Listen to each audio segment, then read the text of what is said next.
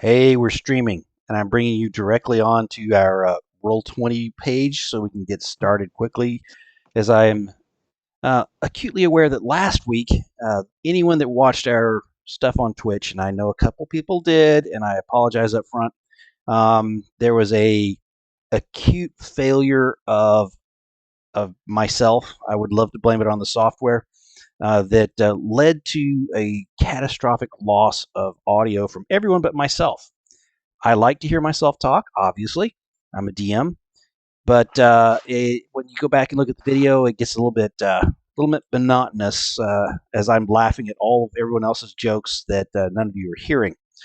So tonight we've got to make up a little bit of storytelling to let you guys know what happened. Um, what happened when they were confronted in their apartment. Well, confront is a strong word. When they met with Naldo, when oh gosh, the uncle shows up. What happened there? And sure enough, the investigator Hesperides seemed suspicious. And how they worked their way out of that was pretty impressive. So let me, without further ado, I'm going to sort of go around the horn and let some people talk about their experiences during last game's session that none of you could hear. So this will catch you up, I hope. And I apologize again. So Felix, Lorenzo, what did you do last time? I'm just joking. He wasn't here last time. So, but so instead, I'll lean on Mocklin, who's played by Rob. And if you want to give us the teeniest thumbnail sketch of your character, if people don't remember who he is, and then talk to us a little bit about the session. Oh, you bastard. I deserve that. I deserve it. I deserve it, amongst other things. Are we ready now? Oh, my word.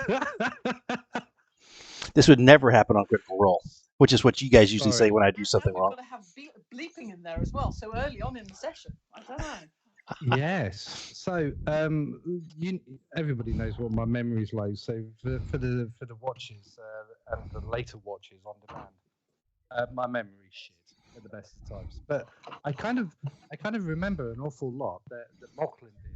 I can't remember too much about what Hesperides did. So maybe Pietro or Sasha can say about that. The only thing that I do remember is we had a funny bit where we blamed Pietro for not listening to Sasha about pushing someone off the roof, and that was hilarious, and we all laughed and chortled at that. But yeah, so where Mocklin is involved, Rob, your sound is going. Your sound just went really low. Oh, I'm so sorry. I don't know why. It's wasn't me this time. Microphone's right. No. Okay, go ahead. I don't know why it's doing it. It keeps dropping. I'll have to, I don't know, do something else maybe later with it, and I'll piss That's it like out you're with on a roller coaster. Does it? Yeah. I don't know. Maybe it's something on here. I don't know. But anyway, so basically, Mocklin. I remember as a team we tried to look into the mask auction, and Monty was looking at the water traffic ways. Lorenzo was off doing his own side bits with said monkey. And Sasha was looking at rooftops on the other side to see if there was any vantage points that we could infiltrate that way. Looking more for guards and things like that. Where and Pietro. Actually, I can't remember what Pietro was doing. I'll be honest with you. For that particular bit. And I decided to get shitloads of alcohol whilst we were having our luncheon.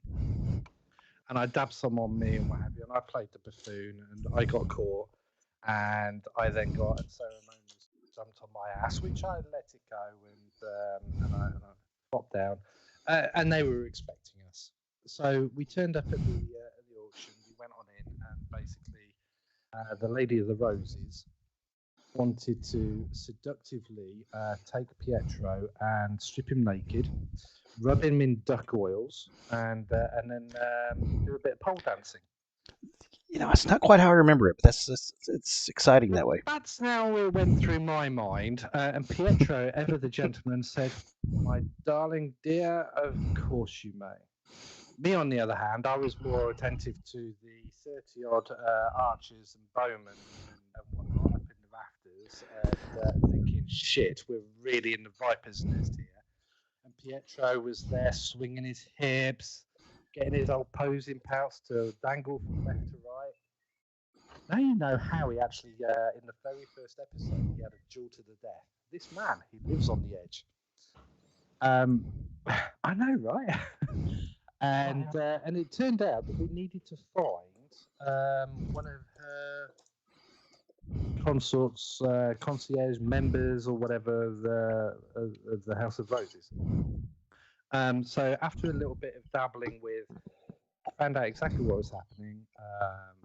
Lachlan found out that uncle was not responsible for the murder of said lady. We knew exactly who it was. I didn't have much time because I was teetering on the edge of exhaustion. I said to Pietro, "My darling, catch me in your soft but firm hands," and which he did. And he didn't drop me. I don't think he did. Hang on. Nope, no bump on the back of my head. And I basically put the image of what I saw into the other Nax, the other magician's head, so that he knew what I saw was the truth, because you can't mess about with that. Thus, we managed to get the mask, saves Uncle from a scandal of the highest of scandals. And I think we've actually found an ally in the Lady of the House of the Roses. And that's basically and Sasha, she's such a darling. She managed to piss off Grandad. She tried to command the royal king of Garnatine, as was no longer, but still he thinks that because he can talk to me, he's still alive. And he basically went into a rage, and he stormed out, which then gave Sasha a moment to get the guards in, so that she Sorry to interrupt. through other places. Sorry, can you hear me? Yes. Yep.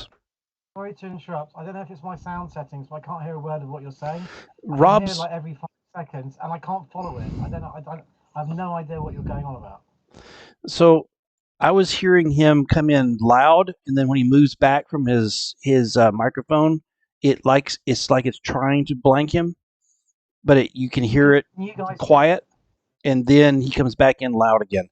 I tried to drop him a little note in the Roll20 chat, but yes, you are correct that there is a audio disparity for Bachlan, and that when he's leaning right into his microphone, it works perfectly.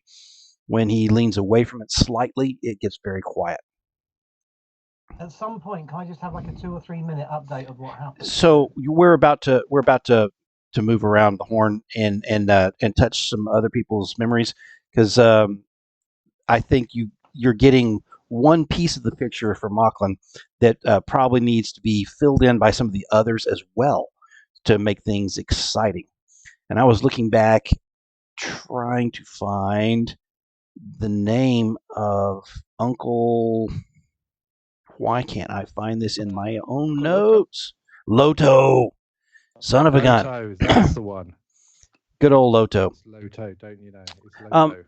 Mocklin, do you mind if we pause there for a second, and if I throw it over to some of the others? I think it's the best time to, because then Okay. everybody else can explain what they did. Yeah, from their different vantage points. Yours was very colorful, especially with the pole dancing and the oil, which what was may or may not have ever entered anyone's mind in the game, but yours definitely you had that.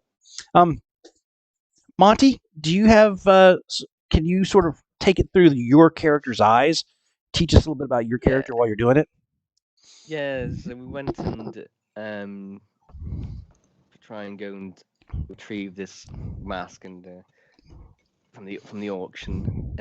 Monty did some reconnaissance with Sasha, and they looked at doors and adjacent buildings and the waterways, and it was heavily guarded. Many people at various entrances on the roof, next door.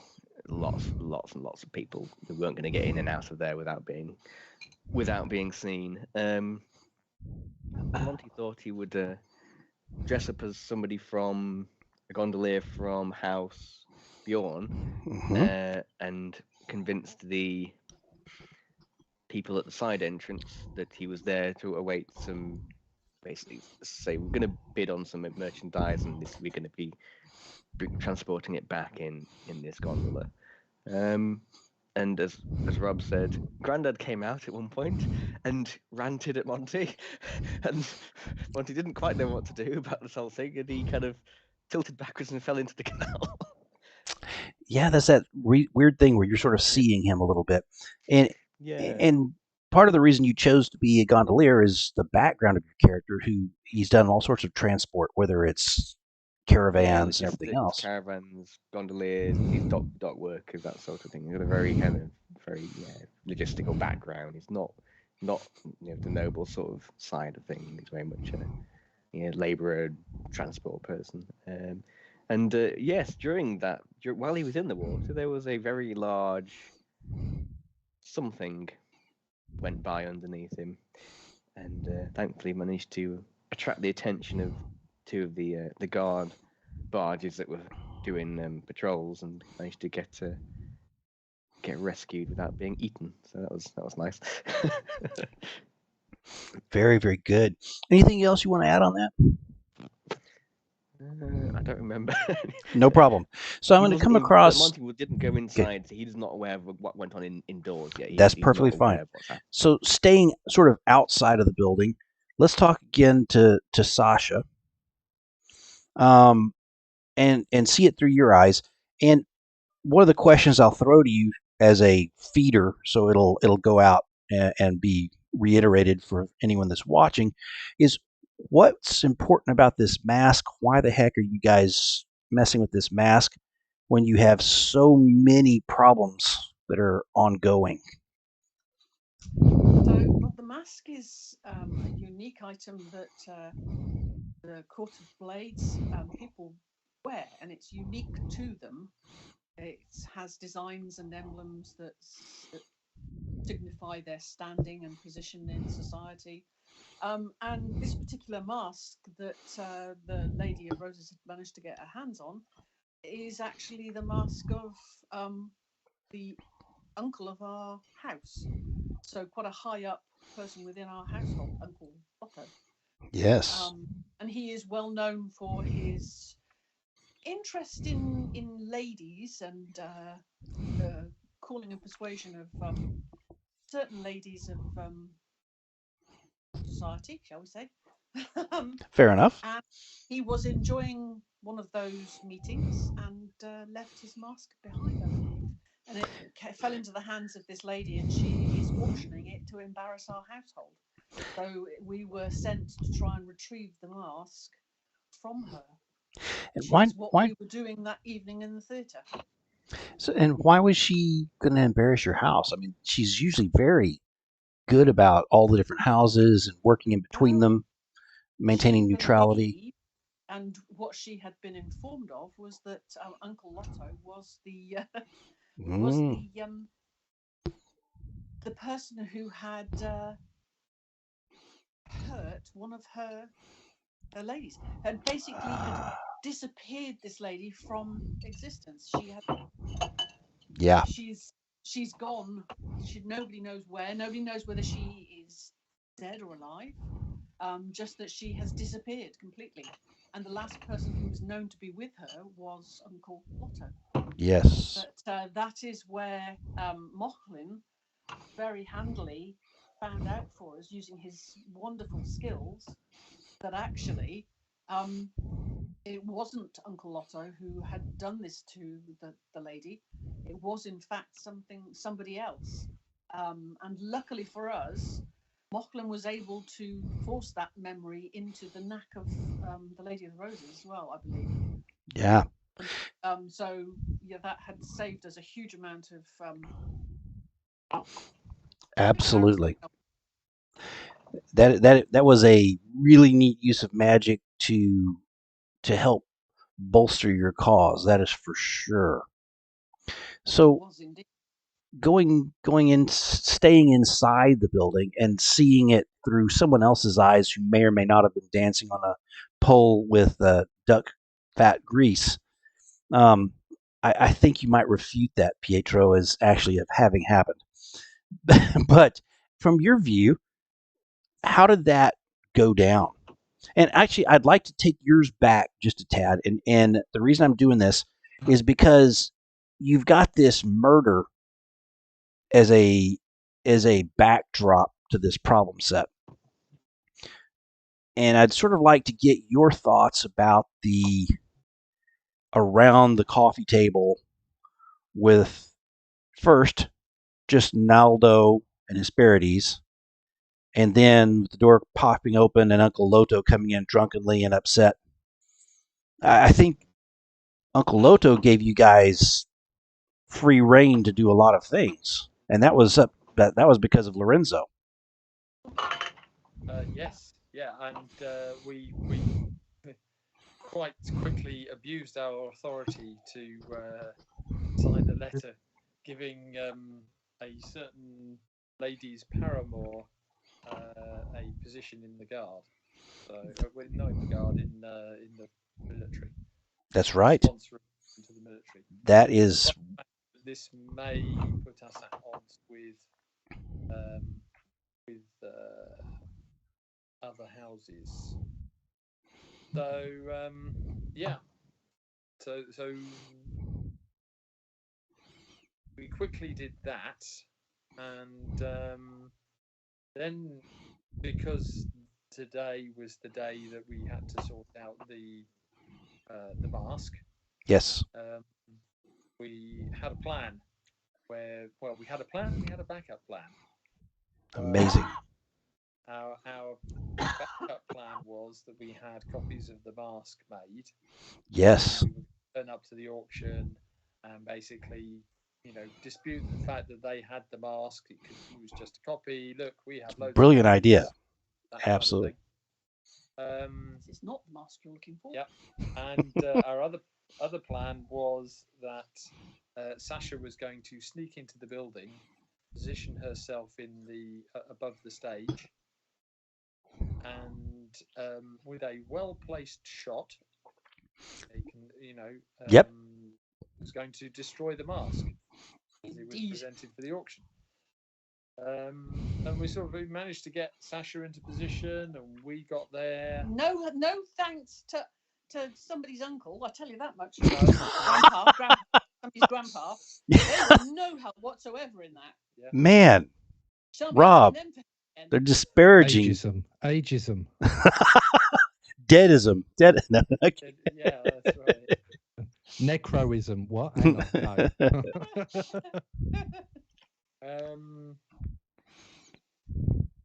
But as we went in, and because we were wearing, house colours, we were immediately escorted to meet the Signora of Roses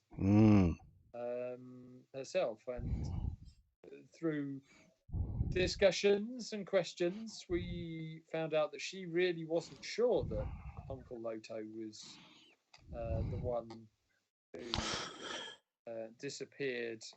It was not an auction at all, was it? No. So yeah. Right. Auckland very cleverly managed to view what happened in the past, putting his soul in peril, as he often does. Yeah. Yeah, we found out that it was actually that Uncle Loto had visited Constantina that night, but after he left, Cosimo Rosso walked into the room and killed her. That bastard. He's been doing that a lot. Yeah. Yep. And that's when Sasha said, "You should have pushed him off the roof." Off the roof. Off the roof. Yeah. If only I had done that, that would have resolved a lot of problems. Yeah. So then we So got very back good. with the rolls, and we managed to get the mask back, and also secured the help of the Senora of Roses and her organisation Yes. to track down Cosimo Rosso. Man is a goner. Phenomenal. If he hasn't gotten out of town, he's going to be having to hide pretty well. So, Lorenzo, with that, I got to say that no hunchback will be safe in the city. and if you think about the double bluff of Cosimo Rosso doing his "I'm a dumb actor" thing, Oh yeah, absolutely. well and done. trying to frame his fellow actor. Oh yeah, absolutely. Playing the yeah. No, it's Only I'd worked it out at the time. well, you know, I didn't You even can give never you trust those actors. never gave you can the opportunity because I'm a bad DM that way, but because that would have ruined the whole bit story. Twisted mind of your DM. Yeah, professional life. That's what actors are. So yeah, exactly. And so Lorenzo, they gave you a activity, and I'm wondering if any of them remembers what that activity was. I believe it was to sow dissension between House Bjorn and House Almari. Yep. I thought it had something to do with dogs. I don't know if dogs were in the plan, but I think that was that's an implementation detail. Yes. Okay. I might have got that bit wrong. No, there could be dogs. We don't know. Yep. That So, might be Lorenzo. as this is one of the to-do list items for your house, and you weren't there physically for the game, Lorenzo, the task was to go out and try and work on some of those things. So the way that mechanically we'll do that is during this downtime, I'll give you a couple of extra activities, okay, that you can be doing to go after that. Now, it was a bit of a strange errand in that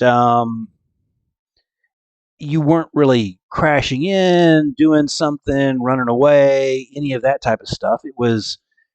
It turned into more, discussion and what are we doing, and getting sort of played by the Senora, and then getting her on your side afterwards. Boy, I'm fighting with Roll20 right now. The new way that they have pages laid out doesn't behave very well with my mouse. So I should now have you on the downtime screen as we're working through this. And as we were talking, we're gonna have to be a little loose and free with this, because it wasn't a lot like a normal errand. There was not a okay, we won. Actually, you know what? You got the mask. That was a we won. That was the actual thing that you were supposed to do, right? Yeah, so we got the mask, and we got the assistance of the Lady of the Roses, the Senora of Roses. Win-win. It really was okay, and that it really is a win-win. So I just screwed up how things look on the screen, because that's what I was doing. So those of you that are Monty's aversion watching, to seafood is getting worse. yeah, there we go. So we're here in the downtime, and so the payoff and all this. Let's think about this just a tad. What are you guys thinking here? Let's Well,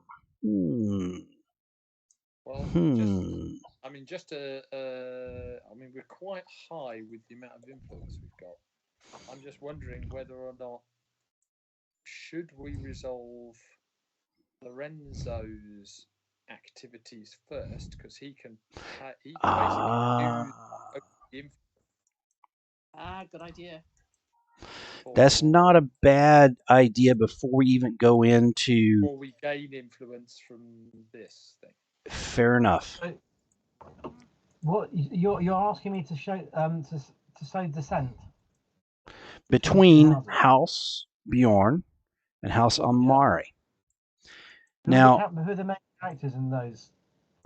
What are they up to? Because I so the Almaris, you don't have a lot of good names.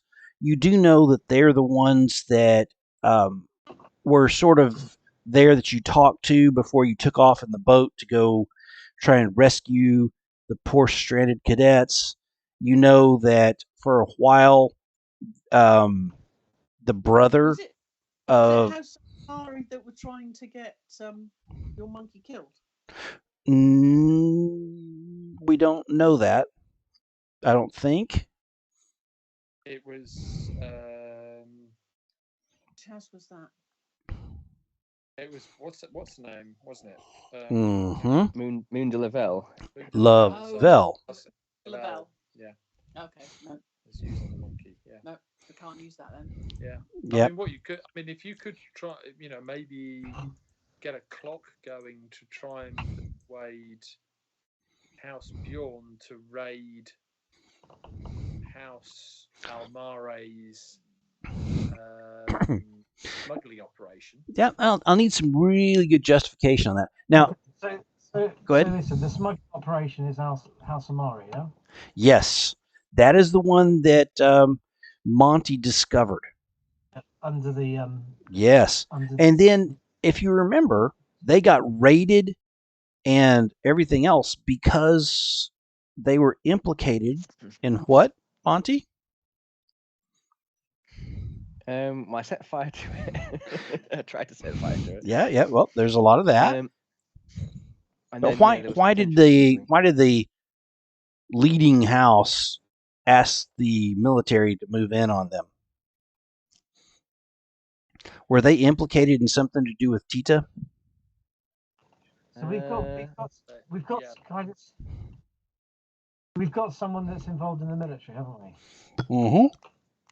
That we've put in place. Is that right? So if you guys go ahead. I just want to Absolutely, you do. Yeah. So if we remember, they were implicated. I'm sorry, Felix. Go ahead. No, you carry on. Sorry. No. I don't want to be talking over anybody. Please. If we've got someone in the military that could be who could be in a position to not be too pleased about the smuggling operation. Yeah. You've got a cadet at the academy. Cadet. Yeah. Could we not use his influence to set up the smuggling operation to be being caught with those two houses dealing with each other via a smuggling route? So we're just like a setup basically. So we could wait until get the cadet to help us out as being the people that find out what's going on, and then set up a situation where one of the houses is dealing with the other to doing some smuggling thing. They may not even know that about each other, but they both get caught in the same place doing smuggling. It's a good idea. I mean, a cadet might be a bit low. What about the guard? Because we've got good contacts at the You do have good with the guards. That's absolutely correct. And they might be better situated to deal with smuggling than the military. I don't know what the legal situation is. That's fine. We could get the cadet to be there at the time so that he gets some brownie points for it, or just so that he's a witness. So once again, I throw out why did House Amari get raided? Oh, they were planning to assassinate Tita. Yeah, and pin it on us, I believe. Isn't that interesting? And we wind up with a situation, they get raided, everything else, and they manage to instead pin the entire thing on a new member of their family.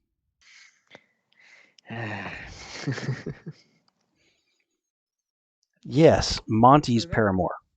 Did we resolve that? No. No, that's still ongoing. And the brother of this paramour, who has been a thorn in your sides, and honestly, if asked, might even be behind the plot to pin the Tita Corvetto on you guys, but we don't know that. But he I shows don't up. trust him as far as I can throw him. Yeah, he shows up upset, saying for some reason he's no longer a member of the Alsamari family and is looking for anyone to help him save his sister, who he was willing I'm to. not thinking as well. He was the one I was supposed to have a duel. Yes, Yep. and that has been, of course, quasi pushed off because he's stumbling between houses. Yeah. We'll happy see to how- help him if he forfeits the duel, whether it's to the death or not. That's actually something you could press. I mean, seriously, that's something you could press to further destroy what little reputation he has in town if he's not willing to Yeah. follow up. And Yeah. at this point, he might not even be able to scramble up a second. It's that bad for him. So that's a cool thing for you, Monty, in that your down arrow guy, who is such a problem, is on his back heels and actually is coming to you trying to find help. Yeah. How are you going to take advantage of that? Good question. Get him to help set up the. So back to Lorenzo. Yeah. The house has been raided. There was a fire even in the house. There was everything else. They were under suspicion that they were behind this plot to kill Tita de Corvetto. They said, oh, no, no, no. You don't know all the details of what was said, but I would bet that the implication is it had to do something with the fact that the sister, what's her name, Monty? I apologize. Andrea was suddenly going to be espoused to a young cadet who happened to have been seen dancing happily with Tita Corvetto a couple of different times, and they may have tried to pin the rage of this young lady upon blah, blah, blah. Okay? So that's what you guys are guessing is probably the background story that they've used to, okay, House Corvetto, stop beating the crap out of us. It wasn't us. It's this person. It's a singular person with a singular vendetta. It wasn't us. And as a result, she's in custody. Okay, that's the background, Lorenzo, on what you find with the House Almari, which is in a little bit of chaos and coming back down from it. House Bjorn is, they'd love to rise back up, but they're at the edge of things right now. Yeah. So if we could convince House Almare that House Bjorn is trying to take, say, their dock operation off of them, then or something. They might get vicious. And maybe we can persuade House Beyond that they should be trying to take the dock off House Almari. Yeah. Then maybe, That's it. So we've got plenty of coterie influence there we can spend. Yes. Want? Absolutely. So maybe. What I'd like to do now is all you guys that are off on the other errand, you can give Lorenzo advice about using coterie influence, about dice rolls, about mechanics of the game.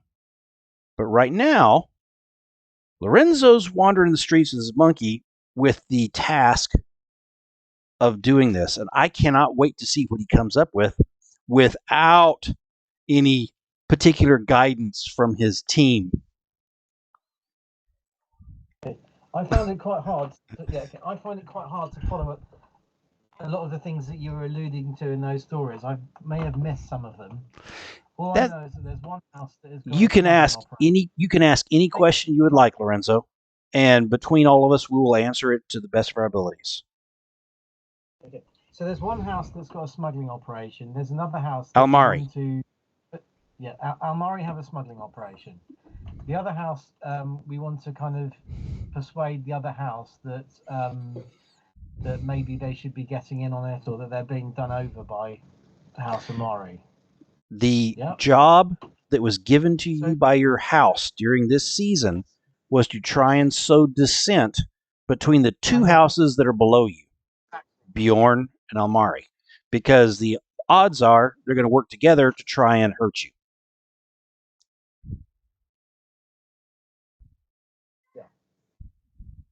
So my feelings are the other house will have their own dealings going on. They'll have a business plan. Yep. Yeah. Bjorn? So for example, what I'm thinking about doing is spending a hallucination to go back in time to investigate this other house and find out where it finds its money. How it Okay. makes its money. No, this So is a shall I wonderful shall I downtime say- activity. Yes. So let's call this. Go ahead.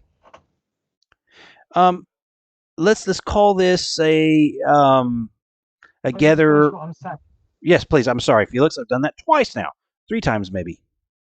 Yeah, I just can't finish my sentence. I'm not entirely sure. I can't follow my own thoughts. And what I want to do is to do a bit of investigating. And I can use the street urchins, find out how this other house makes their money. They're probably making some of their money through some illegal trades or whatever it is. Yeah. So say for example, yeah, we find out that this other house is making money out of drugs or alcohol or whatever kind of trade it's trading in. Yeah. We then persuade them that the smugglers are doing one over on them. Yeah. Hmm. So actually, although you're selling, you know, your business is going bad selling gin in the local pubs because the smuggling people are smuggling all the gin in themselves. Yeah. Got it. And that we've got information on that, and you might be able to catch these guys at it at this particular point.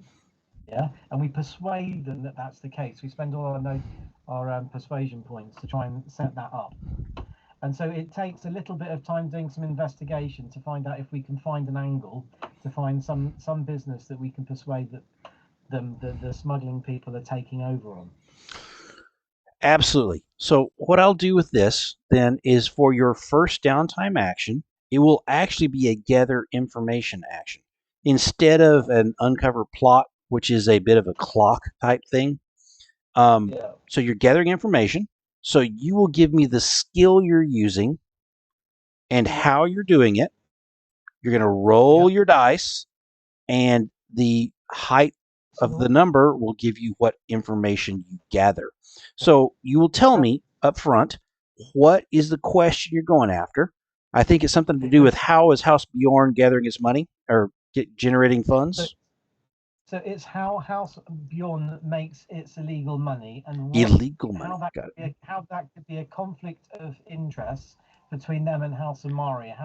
What kind of things are House Amari smuggling, and where along the lines, even if it's just a small thing, yeah, and it's just one case of gin, yeah, where along the lines that conflicts with what House Amari are doing.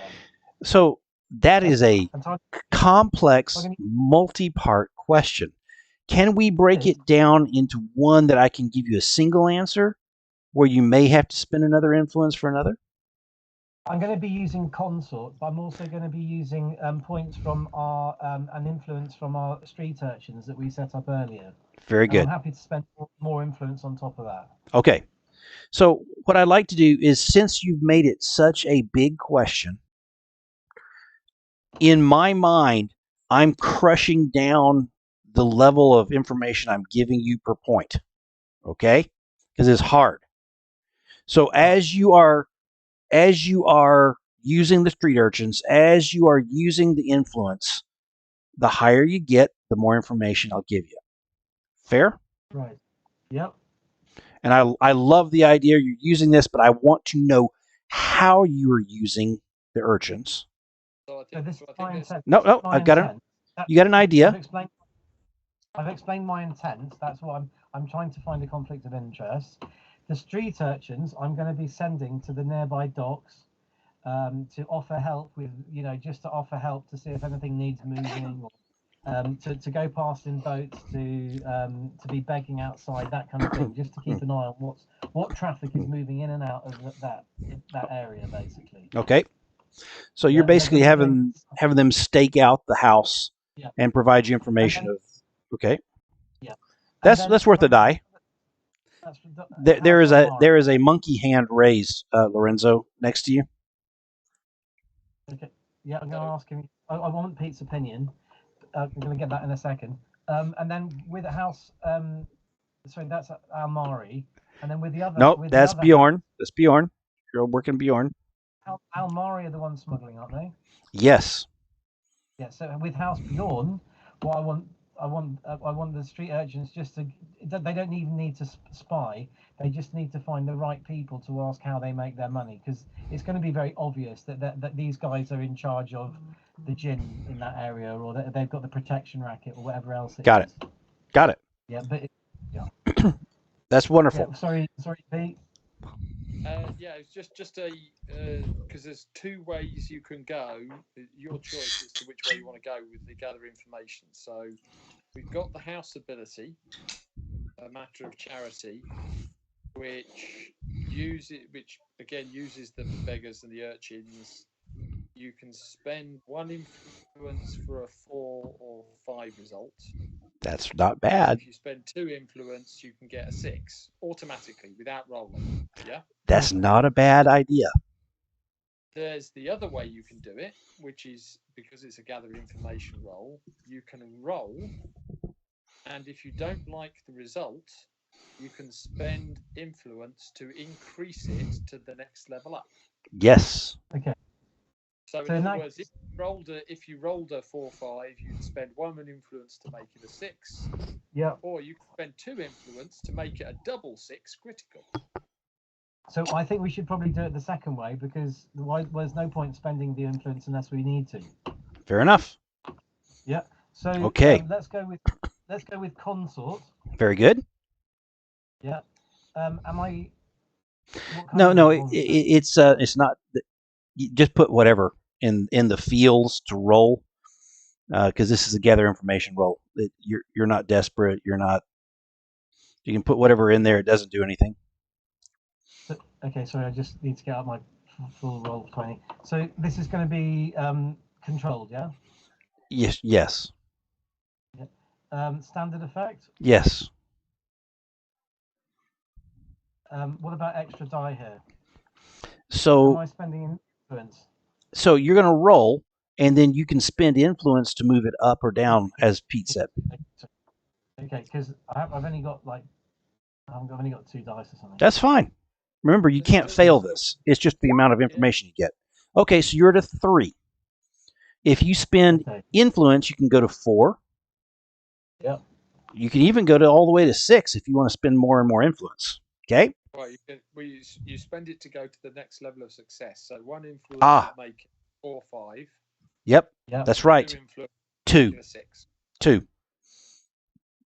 So should we just spend the 2 influence? We got tons of it, haven't we? Yeah, is this my personal influence, or is this the group influence? I would spend coterie influence. Very good. Yeah. Well, yeah. Let's do that then. So our coterie influence is down to 2. Yeah. And we're going straight to a 6.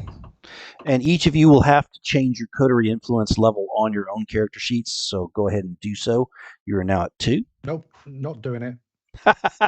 I knew it. Okay. Here is what you find out, Lorenzo.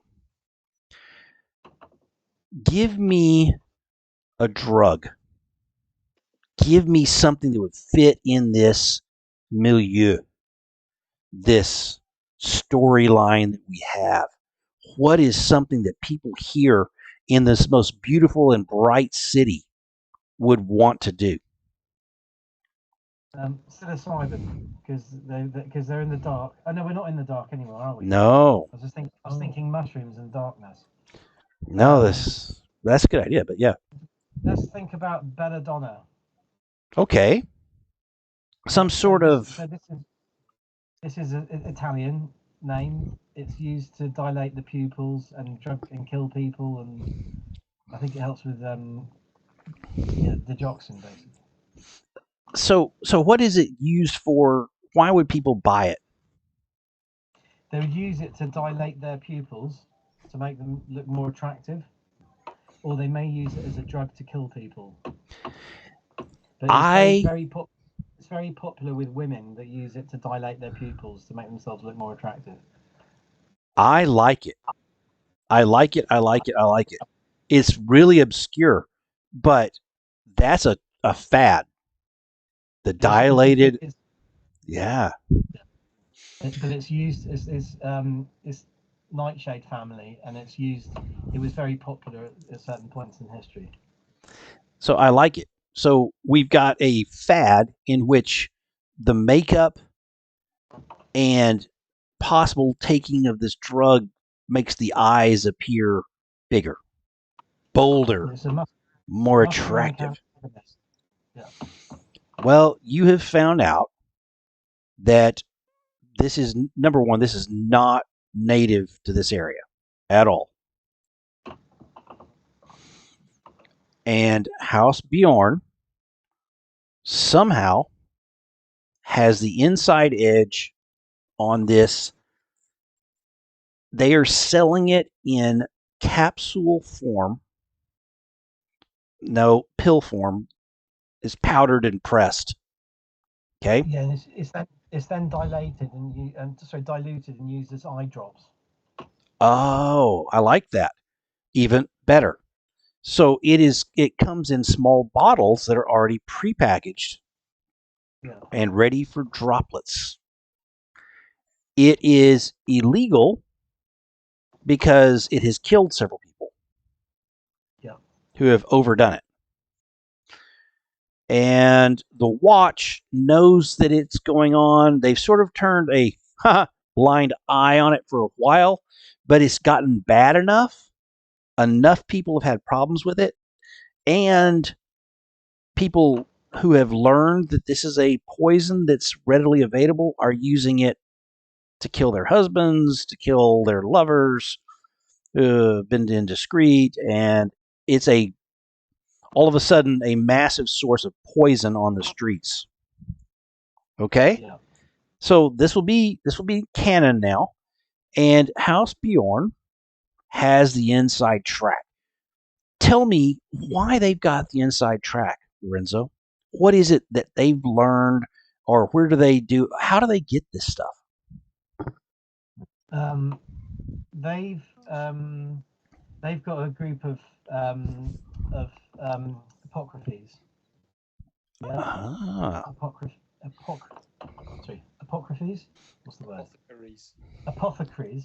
They've got a group of apothecaries where they were selling it, and they made it up with kind of experts, and it was in a safe doses.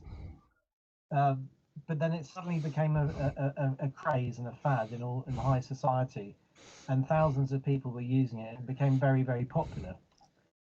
It was then found on the streets, and it was being sold illegally. And when people were dying from it, they blamed the apocryphes for it, because not everybody was aware that it was coming in by the black market. Okay. So the apocryphes have now gone out of business. They've been blamed for it, but in fact, it was all down to the smuggling group that have been selling it themselves. Very good. So they're smuggling it themselves. Yeah. So your thought maybe out of this whole thing is that they have an inside to another location and are bringing in this drug and have recently, here's what you find out. Here's the key salient piece of information.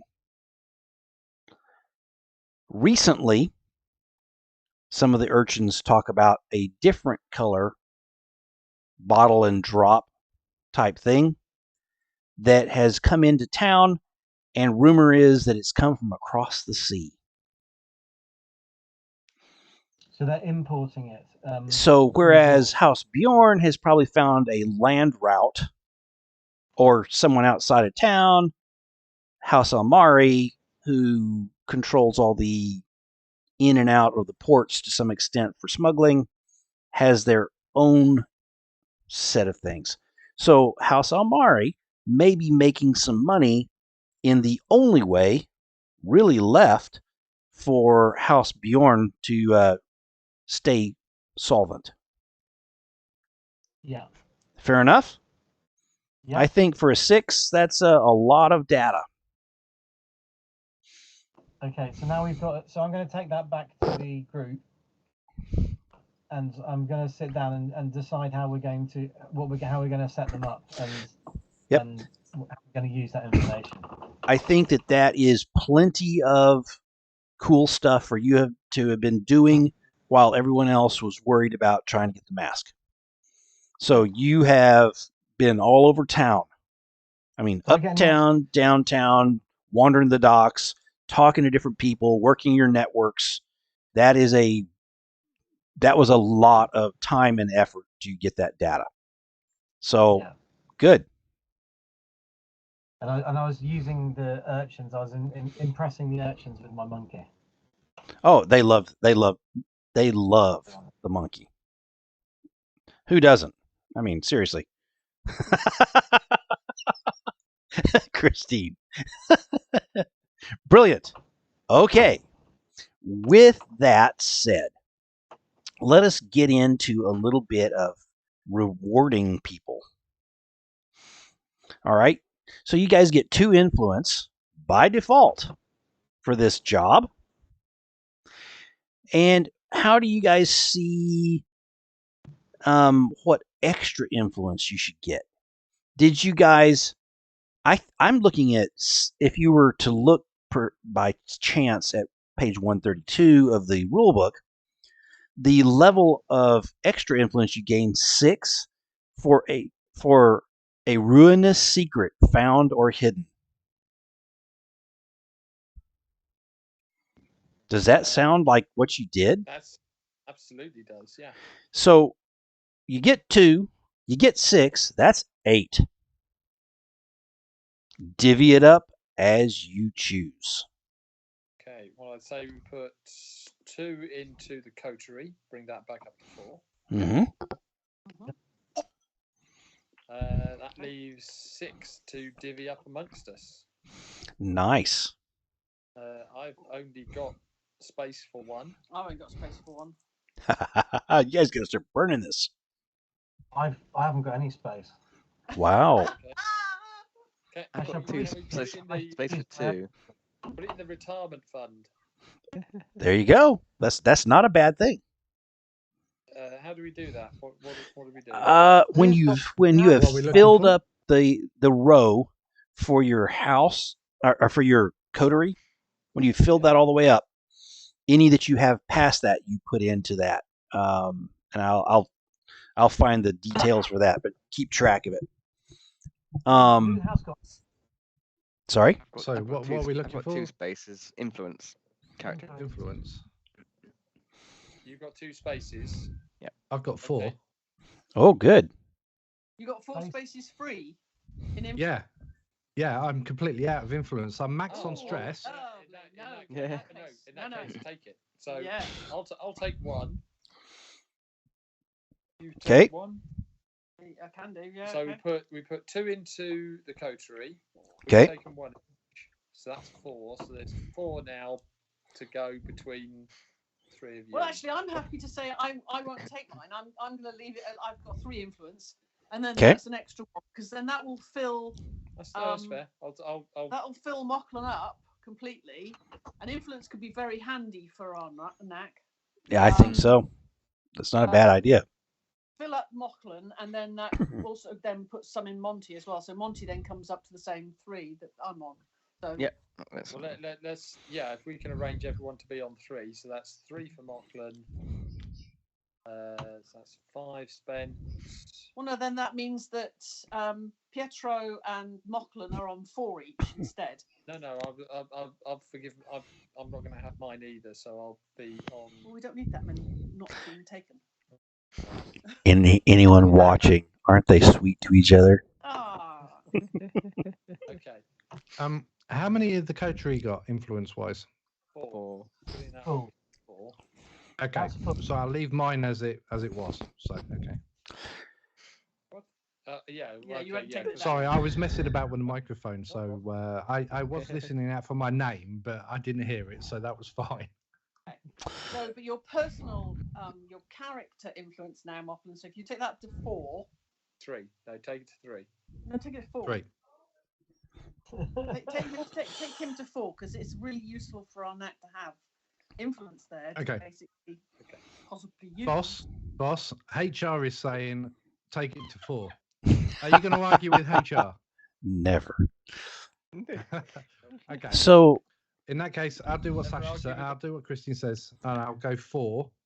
Okay. But I can always share it out, can't I? So Yeah, that's true. Yeah. yeah. so That's okay. that's So 6. There's now 2 left okay. for. So Monty's down at 2 at the moment. So if we get him up to 3, so he takes Yep. 1. Yeah. I think I'm right in saying Lorenzo is full. I'm full. Yep, Lorenzo's full. So I would say, in which case, we then either Monty or Pietro take the extra 1. Well, Monty's on full, so. No, sorry, Monty's not on full. Well, okay. Mothcolin's on full. Lorenzo's on full. Right. We currently have Monty, Pietro, and myself on 3. We have 1 left. Okay. What's Which your one of stress, the 3 of us would Pietro? be the best? Okay. We So- shouldn't. One or two. It's Sasha. 3 or 4 it's Monty. 5 or 6 it's me. Okay. Fair enough. 3. Okay. It's Monty. Okay. Yay. And remember, you can use favor to buy extra downtime stuff. Okay. Yeah. As far as favor, Oh, that's here's what I'm going to do: is you are going to get 1 favor with the house's minor. Specifically, you have impressed the Senora of Roses Okay. with your honesty, forthrightness, and willingness to work with her. Okay. So that puts us That's- up to 3 for Houses Minor. Puts us Yeah. up to 2. Oh. I've already had mine at 2 because I actually already increased it 2 weeks ago. How did you do that? Because I instigated the City Guard uniforms and shit like that. So That's our right. flavor went up. That's right. That's right. So we are at 3. Okay. Guys, you guys are well respected amongst the minor houses, except for House Bjorn, of course, who is not at all Well, happy they're with just you. fucking arseholes, so it doesn't Well, really they matter, are. does it? They're never happy. I thought I'd say it instead of Felix. So exposure, shame. So Yep. 0 exposure Yep, would be definitely. only your house is even aware that you were dispatched. 2 is contained, discreet, sensible, standard exposure. Probably 2. I No. feel I'm really comfortable with 2. I could possibly argue to a half, like a 1, but I like 2 because you still get exposed. You've got people that are pretending to be gondoliers. You've got the servants that are there that might talk. That are the Seigneur of Roses. You've got so Who's there's pretending to be gondoliers? We've got a gondolier who's being a gondolier. exactly. They would never have known. I was pretending to be a Bjornish gondolier, though. I did like that. I did like that, but yes. So let's do 2, and we do reduce it by 1, don't we, because of our do. sphere of influence. Oh, you do.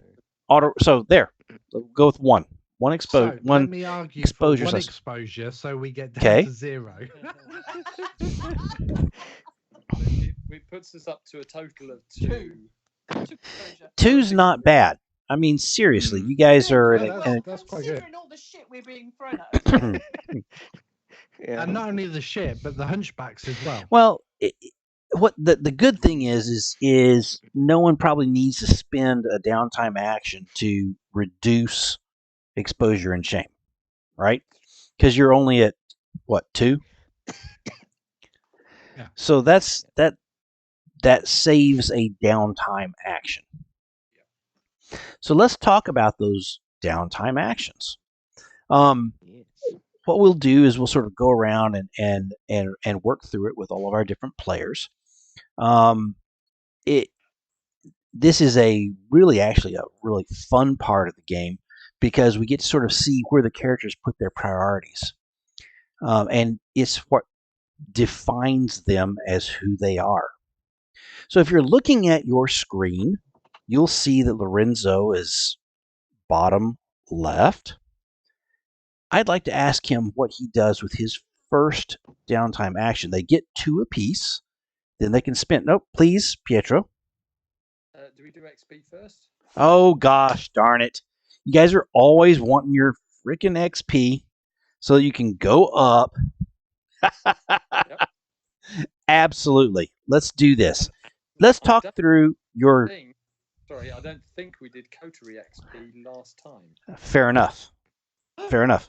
So let's start. Let's start with that. Let's start with the coterie XP from last time. Yeah. Can you guys read the triggers on that?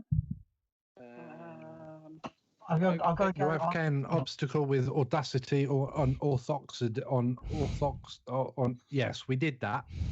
Only if you can pronounce it. Especially yeah, exactly. An oh fuck it. Yeah, we did that using magic though, because we had to use magic and a certain type of magic to get the Uncle Lotto out the shit. So I think this is the previous time. Yes. Oh, the previous time. Oh, yes. Sorry. My mistake. My bad. No problem. Where we smuggled in Cosimo Rosso. I think that was certainly spacious. Yes, it was. And unorthodox. You guys are so successful in that. Yeah. You completed the challenges above your current station. Yes. I think we ticked that box as well. Yes, because, you did. She died. You bolstered your coteries reputation or developed a new one. Well, I don't know about that. Well, we did acquire the ring. The uniforms. You did get the ring from the house. Yeah. We're now heading up the investigation. Yeah. And into yourselves. Also bolstered the coteries reputation as well with the denizens because we got the +1 favor for the from the uniforms. So we got that. Love it. Okay. And the last one was the expressed. We expressed the goals, drives, inner conflict, or essential nature of the coterie. I think we did based on the watch uniforms. Unorthodox. Our reputation is unorthodox. I guess we bolstered the reputation with what's his name, Naldo, because we gave him information about House Amari and the smuggling operation. Okay. Okay. So how many do you guys calculate as your XP? 12. Oh, good grief. I'm supposed to let the characters run this as best as possible. You guys are killing me. Well, I think it's a maximum of 4, and then whatever triggers we get extra XP, like the waters in which we swim. How does John deal with you bastards? XP trigger. Okay. That's true. Okay. By monologue. Did we look out for the little guy? I don't think we did. No. I think that's a fail. Yeah, we did. We looked out for a waterface. The poor actor. No, my paramour. We looked out for him because we basically got him sponsorship again. Oh, yeah. No, that was this week though. That was this week. Last week. We're doing 2 weeks ago. I mean, Jorah's the little guy. Yeah, we saved a poor jobbing actor from being discovered.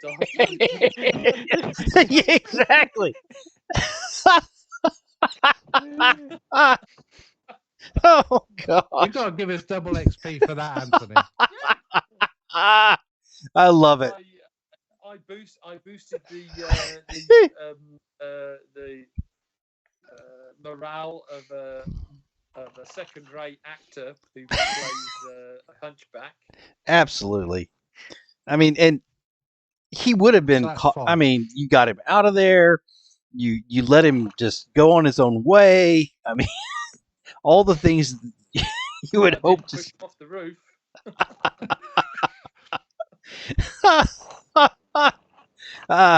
I'm sorry. I really looks like love we didn't kill him. that entire. I love that entire plot thing of trying of you guys taking the assassin in. I you know I dreamed that one up, and I was like, oh, that's going to be if it works. How ridiculous would this be? And I'm it so worked. glad that wasn't the one where you didn't record the sound because So it was your fault, Anthony. Yeah, it's Oh, your fault. it's always my fault. You haven't figured that out yet? Okay. You overcame the obstacle. You continued with challenges. You bolstered your reputation, and I'll give it to you. And goals, drives, inner conflicts. I think so, because this comes from the you guys being manipulated, right? Mm. XP are not So that's because 5. XP are not just because you're winning. Experience comes from negative things too, right? And so what I'll say is, as you guys are sucking down these awesome XP points, 5 because you said the extra, um, it's not necessarily because it's a good thing. Is you're learning some freaking hard lessons, and you can translate that into being a better coterie. You guys have the points. Use them as you wish. No, So we've good. points. Claps to you.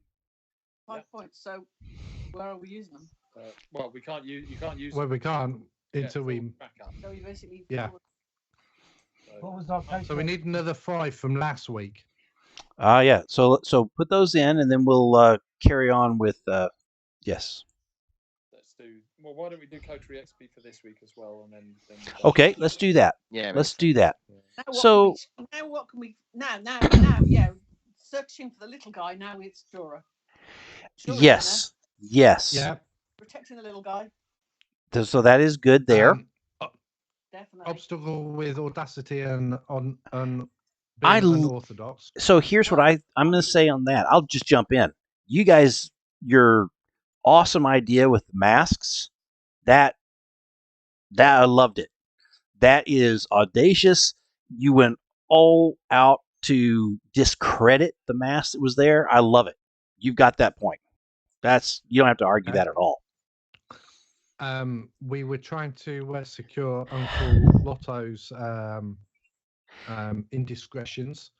So that's a challenge above our current station. Very interesting. I was going to dock you on this one because you guys are technically above the Senora of Roses as far as your power and station and everything else. But what you're arguing is that you're actually covering down for those above you. Yeah. Boy. Also, let's not forget we were confronting the Senora of Roses in her own. Yeah. And that place, but boy, was that place well guarded. Yes, it was. That was a very interesting position in which to put yourselves. Okay. And not only that, but to bolster this 1 point, Okay. you could tell that Pietro was really suffering not to manhandle the Signora as well because she was very alluring. And when he was greased down with duck fat, it was really hard for. Yes. Forever to get grease fat out of all the places that got grease fat out. Okay, you got it. You have beaten down my defenses. You get the second point. Reputation, yes, done. You guys, Okay. because if you guys have a slightly good reputation with the Senora of Roses, that will go a long way. Cool. Now let's talk about goals, drives, inner conflict, essential nature of the coterie. How's that play? Well, as I promised to the Signora of Roses, I said to her, we will find the murderer of her Yes, you did. uh, wherever that may lead. So Why don't we settle on the word I was courtesan? expressing, the courtesan, yeah. Yeah. I was expressing that, it didn't matter how high that went. Very good. I valued her life above, reputation or position. Well done. I like that. Anyone else give me why your goals, drives, etc. played into this? I like think to the see. goal of the coterie was to get the mask back, as given down, instructed by the house, was one of the things Absolutely. we needed That was definitely a to goal. do. I like that. There's another goal as well, which is Mocklin wanted to prove to another knack that he could do something that the other knack, who is older, Yes. wiser, and had a monocle. Very important. I know. He had a monocle. Better dressed, better attitude, better grammar, better spelling, no doubt. Better reputation. Oh, definitely not as gauche. But Mocklin wanted to prove that he was the better knack. And so by doing the magic that he had to do what was needed, he proved without shadow of a doubt. And now that knack hopefully will maybe think things differently when I like it. addressing a fellow knack. No, I like think it. It does come back to the goal that we stated quite early on. Was it in like the second or third session? Is that we don't want we want to look out for the little guy. We want to be a house that isn't just there to bow down to the larger houses and use the regular folk as just pawns. We want to be a fair, and we want to get live by the truth of the matter if we can. I love it, and you've got the point. You've won that case. I'd like to go one extra piece in it, and is there, Rob, any inner conflict as you dork around with blood magic? Oh, definitely. I mean, from a player's point of view, Mocklin's a complete dozy imbecile. From Mocklin's point of view, he understands that it's addictive. He wants to see how far he can go with it, but he's also scared to death of having to use it. Last week, I tried to portray, and the watchers from the stream will tell you how much I emphasized that. Oh, wait, hang on. No, they didn't hear a thing, did they? But I did say, look, I really don't want to do it, but I've got to do it. Oh, I love it. I've got to take that choice. And for a moment, I did actually struggle with should I, shouldn't I? Oh, yeah. But I tell you what, like most things that grant lots of power, Spider-Man is right. Well, Spider-Man's uncle is right. With power comes responsibility. You can't just abuse this blood magic. And I've got a funny feeling, no matter how gauche Mocklin gets, he's going to end up doing it. He will end up doing it because he's going to get into a pinch, and it's going to be his go-to thing. Empower those spells, and he's going to be forced to have to do that to save Pietro, to save Sasha, and that's going to be his downfall. So at the moment, I kind of see him a little bit closer to the edge, but he's not teetering. He hasn't gone over it yet. Yeah. Oh, absolutely. When the game master is saying, which seams are you gathering things from? The easy answer is, I got them all right here. Yeah. As opposed to struggling to find a seam here, a seam there, to grab some magic, even as weak as it might be, and put it together and do what you can. It's going to be a struggle. And there will be one thing that I would like to try and maybe this is more for off camera, but I would like Mocklin to try more with, but I think we need to experiment more because I don't fully understand the parameters of the blood magic itself. So at the moment I'm using my own, but last week I used her blood magic fused with my own to empower it. If I could use, say, Pietro's, Oh yeah, that'd be awesome. would I have the same effect? I know he would feel unwanted by the use of his blood, but if I could, but then we're talking No, absolutely. necromancy. Yeah, I mean, and Lorenzo trying to would get probably blood be from happy to someone. give him some monkey blood. I mean, I was going to say, how much blood do you need? Not that much. Not that much to empower the spell because it's got everything in it. So yeah, chicken blood, something like that. Or chicken blood, anything like that. So that would be something that you and I need to discuss maybe off camera to find out what the limitations would be. I don't know whether there's something written into the books. No, there's nothing in the books. I cannot wait to see you try it in real time. Yeah, I'm going to go off camera now because yeah, I've just realised my cat's on fire. See you later, guys. Well, with that, okay, so we've gotten our experience for the coterie, and I've killed Rob off the screen. Oh, please. Did we get the extra XP trigger as well? Yes. We did. Yes. Yeah, we did. Yes. I'm back. I had to sort the dog out. He was outside. Sorry. No. Am I wrong that fills our coterie XP track? Yeah, we're up to max. So you maxed. Choose another ability. Is not that amazing? We hold off on that because there's a lot to choose from. Okay. And maybe do actions next. I think that's not a bad plan, and you can always come back to it. That's fine. It's still there. Is that what the coterie wants to do? This is the way. Okay. Well, then we'll start with Martin. I'm just joking. I'm joking, Martin. I know you're off screen.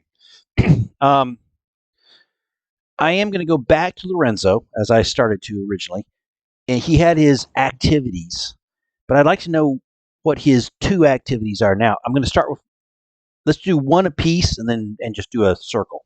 So, Lorenzo. Sorry. No, sir, please. Character XP. Oh, geez. You guys, with your XP, always trying to grow up and become good. I only need 1 more XP to get onto a special ability. Yes, you are absolutely 100% correct, Lorenzo. And I'm putting your character sheet on screen for everyone to see. Do you feel naked? Okay, so go ahead and let's talk about your XP triggers. Well, to be honest, I didn't. I only did no. downtime. You weren't there. That's absolutely right. So here's what we'll do for you. Go ahead. I did do a bit of investigation with the street urchins into setting up this the Belladonna. Yes, you did. So instead of penalizing you, let's go ahead and treat this like you were doing everything. So did you address a challenge with evasion? I think you were sneaky with the with all of the street urchins. I'll give you that one. Yeah.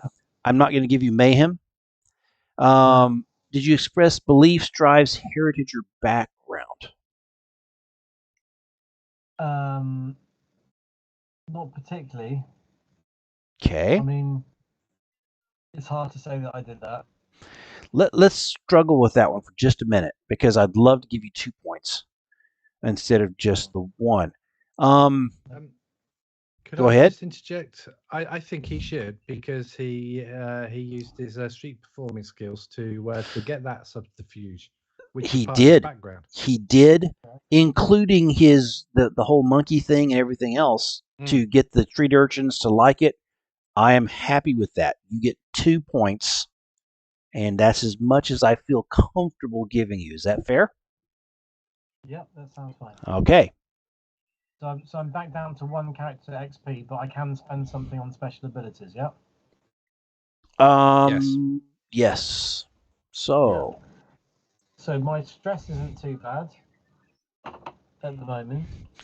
So we're gonna do. Yeah. So let's go around and do everybody's XP, and then we'll come back around. We'll just do circle after circle.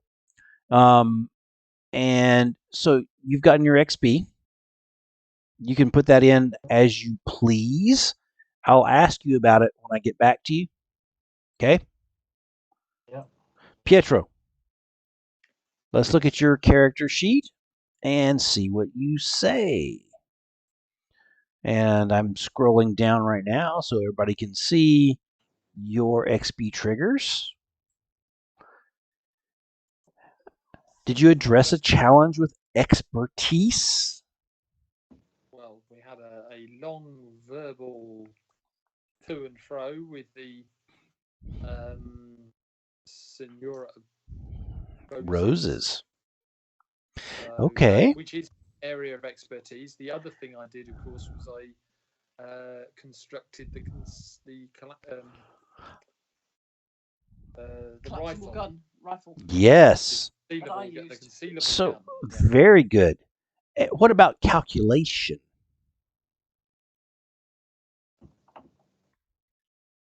What would you? how I suppose how you define that calculation? As in, we planned this, kind of. Yeah, we did. Okay. Yeah. You did. So I'm happy with that. I remember you talking about the plan and how you went about it. So those top 2 experience points you have. Let's talk about beliefs, drives, heritage, background. Well, I'll come back to the fact that I promised the Senora of Blades that I would find the murderer of her courtesan. Okay. No matter where, who it might be. And that did put you at a, that did. I like it because you put your reputation and everything on the line that you are willing to chase this down wherever it might go. Yep. All the way to the top. Okay. Yep. I will give you that point with the understanding that the penalty is out there, that this might be someone very powerful and dangerous. I love it. You don't particularly have a scandal. No, I don't. Or indulgences, really. So I'm thinking 3. I'm thinking 3 as well. Yeah. Very good. Sasha. Same questions, except for a different character sheet. So, well, I think I addressed a challenge with pursuit and or observation, which was when I was basically studying and checking the place over, and also then going through and clambering up into the rafters to.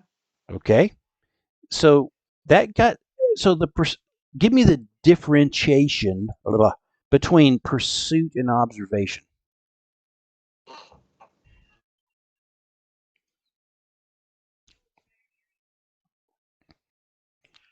Where's the difference between the tracking and doing whatever and the studied observation? So obviously I had to do the study and observation of the outside of the building and looking at the ways in. Very good. And the security that was yes. So on the rooftops. Very good. Then the pursuit of that information was in then trying to get inside, getting very good. I was not in my coteries colours, so therefore I wasn't ushered through. Absolutely. To the theatre. So then basically using my skills and I am perfectly stage area into the rafters to basically get up into the up into the rafters, ready to take a shot at the mask. I love it. Give me the opportunity. That's both those points. I love it. I love it. Love it. Got it. Beliefs, drives, heritage, background. Yeah, No, not so sure on that one. I don't see much there unless somebody can help me with that, but I'm not seeing a great Everybody deal. think about it for just a second. Let's see if we can find a way to work extra XP. Your beliefs Sorry, what was the question? Her beliefs, drives, heritage, and background. Did she express those? Well, I mean, your background in, tracking. Did I express it though? Well, in the fact that you effectively were positioning yourself for a shot. Is absolutely what you do. I'm happy. I don't consider that a complete double tap, Christine. Okay. So in that, but I'd like to hear a little bit about your character's actual background that was a benefit for getting in this building. So give us some fiction that talks about how your character learned and did and what that gave you the keys to get in this place. Sasha, Aka the Raven, is basically she's a hawk. She's a bounty hunter. Yep. But she's from a military background, so she basically has been in a fair few scuffles and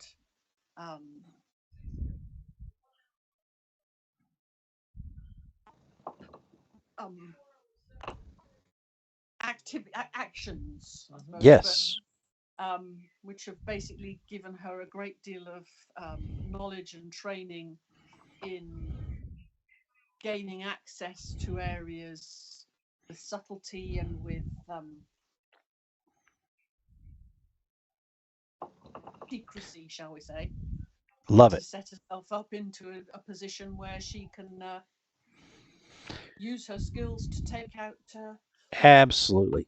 So you drew upon that military snipery, the sneakiness that you did during the wars, and use that to your benefit as part of your getting into the place.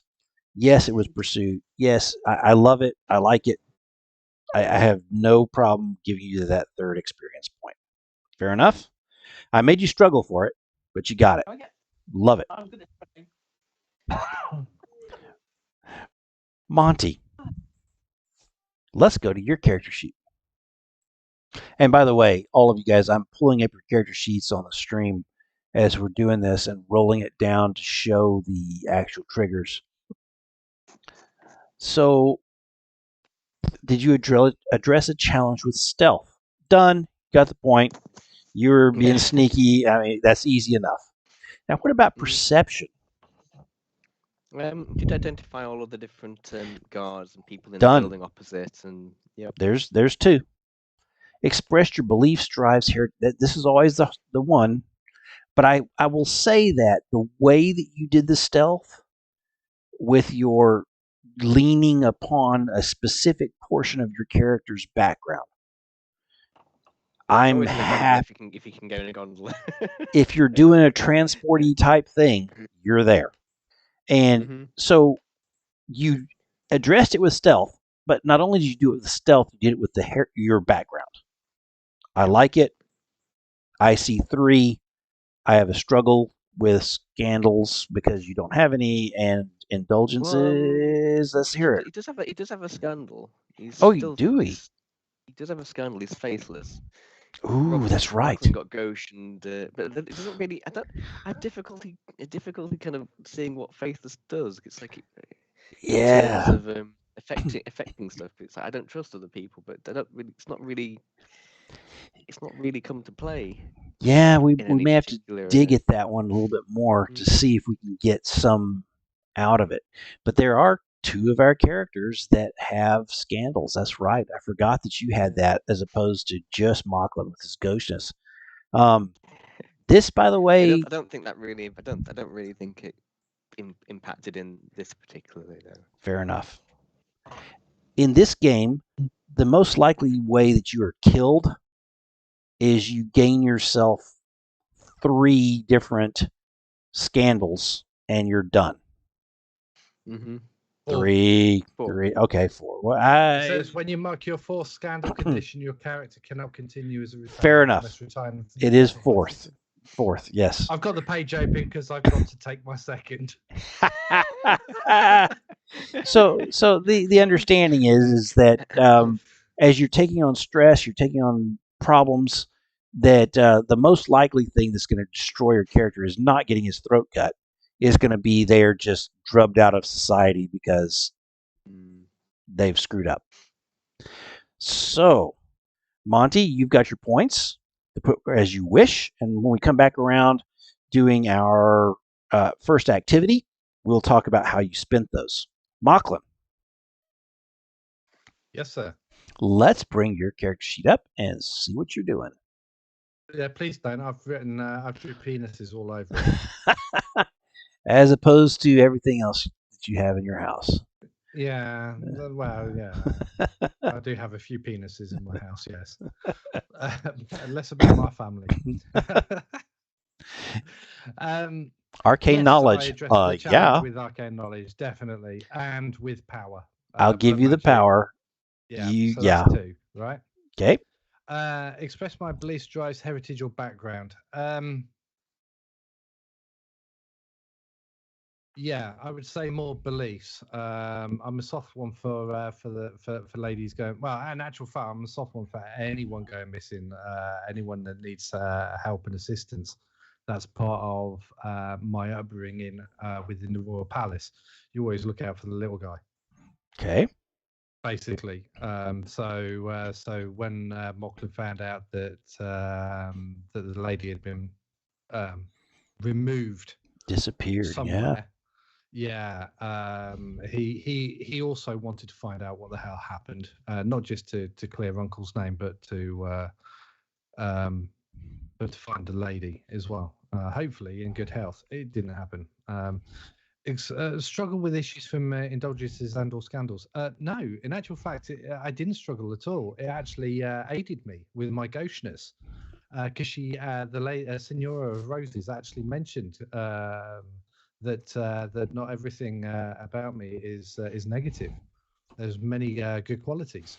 So I think I've hit a home run, 5 for 5. You hit a home run. What? 5 for 5. So with the gauchness, you were in that company. I remember that. 1, 2, 3, 4. Yeah, I mean, I can only take a maximum of 4 XP, but I've hit all 5 of the dots. 1, 2. So I only see. Oh, you hit all 5 dots, so you're moving knowledge and or power. Yeah. Okay, so no, as in on my character sheet. If you notice on my character sheet, I've got you allowed your challenge with arcane knowledge.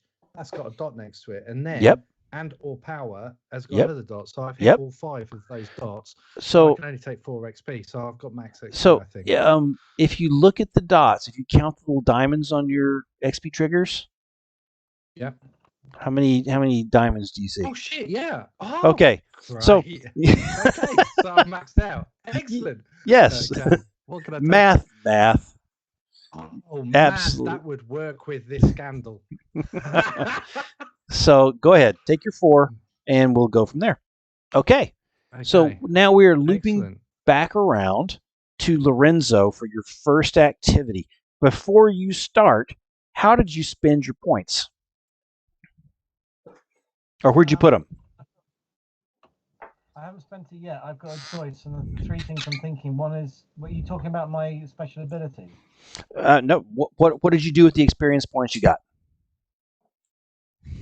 XP. Well, I've got an special. I can special abilities. The only thing I can spend it on, isn't it? Your choice. I mean, how does it on your character sheet? It's full, and I'm back down to 1. I'm going to spend a lot. Okay. When it's full, you can spend on your special ability, can't you? Absolutely. So as you fill it up, there are different ways to fill it up. Sometimes you're filling it up inside of your different abilities, body, mind, spirit.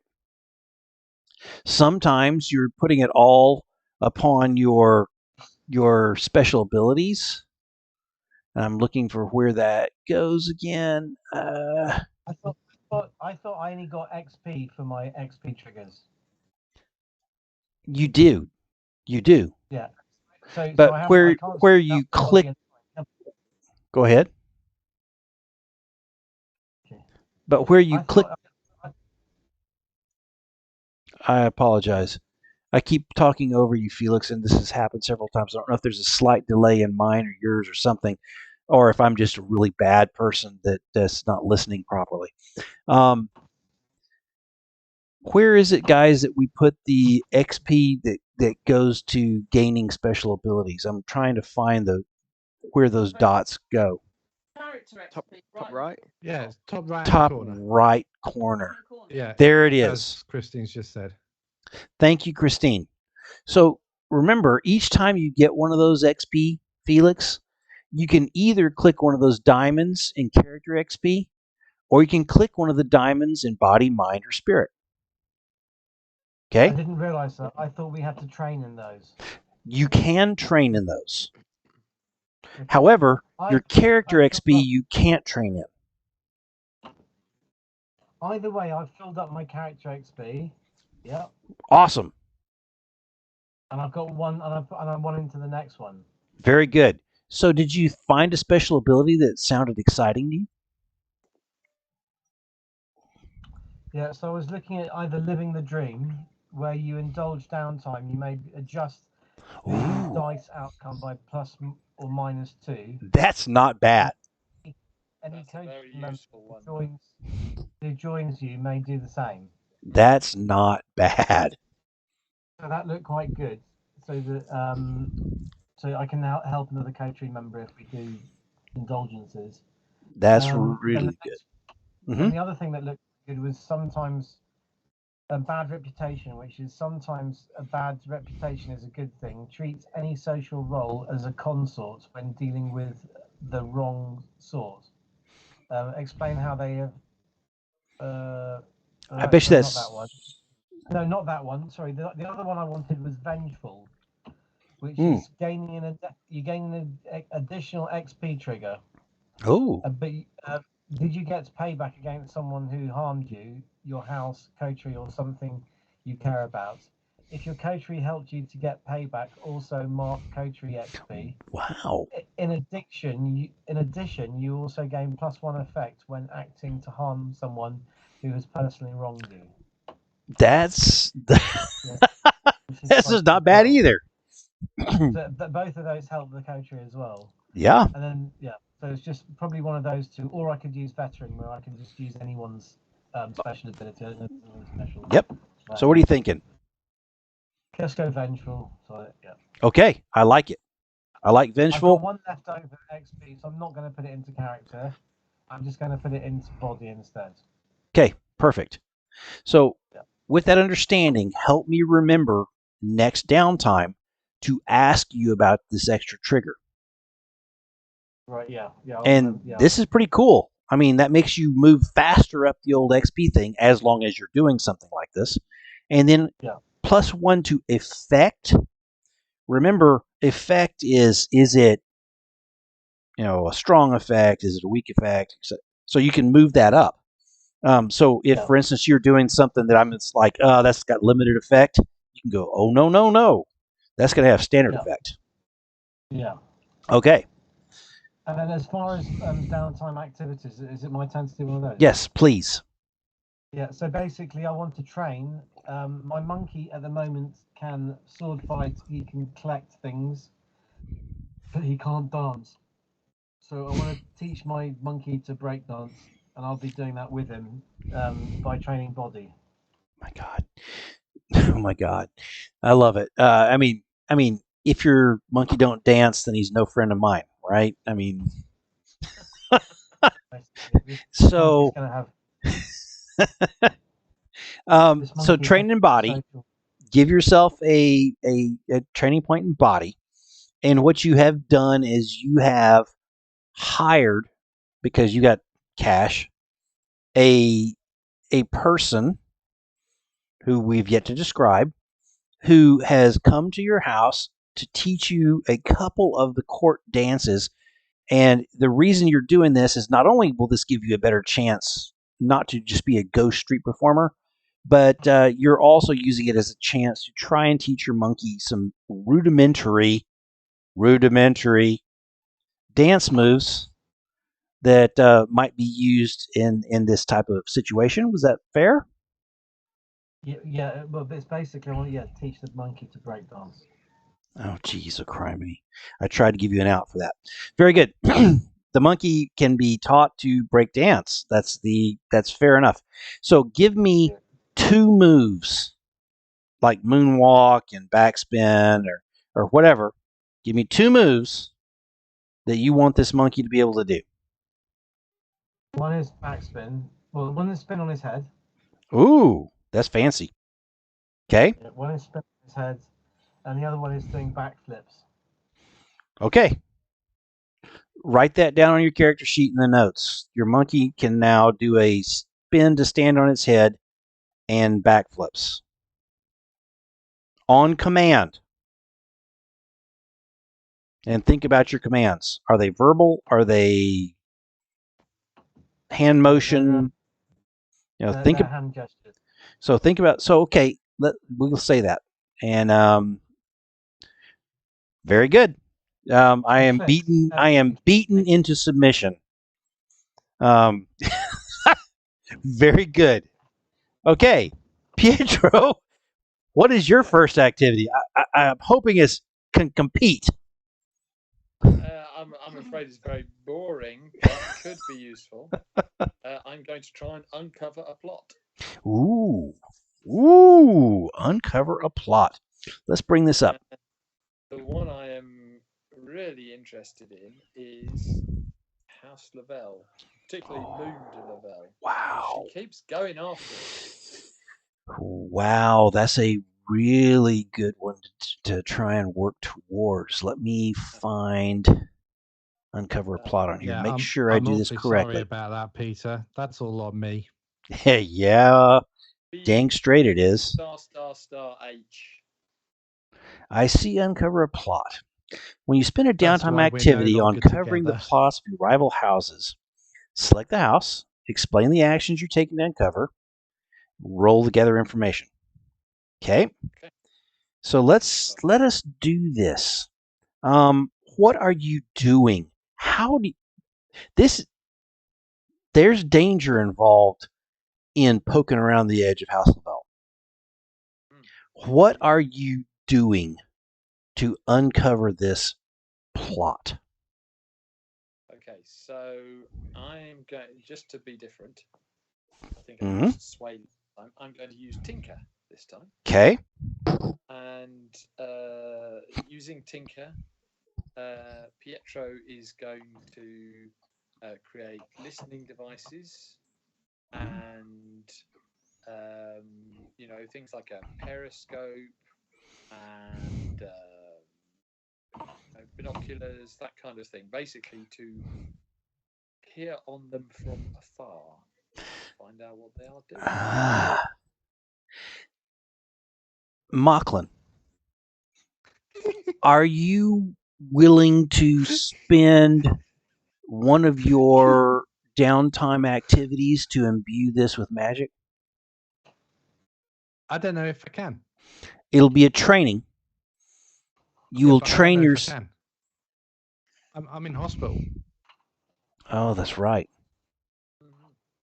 Although yes. I think that was only for 2 days, so I think yeah. I might be able to on the second doodad, because the first one is basically coming out of hospital and all the rest of it. Okay. Fair enough. So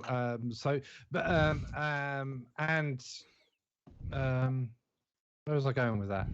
And depending on if we can, then yes, I possibly would go with Pietro to assist. So Pietro, I'm having a hard time with the technology of the day seeing how you can make this listen inside, but I can see a dual action on your second action where you leverage Mocklин's mystic arts with your technical arts to do something pretty spectacular.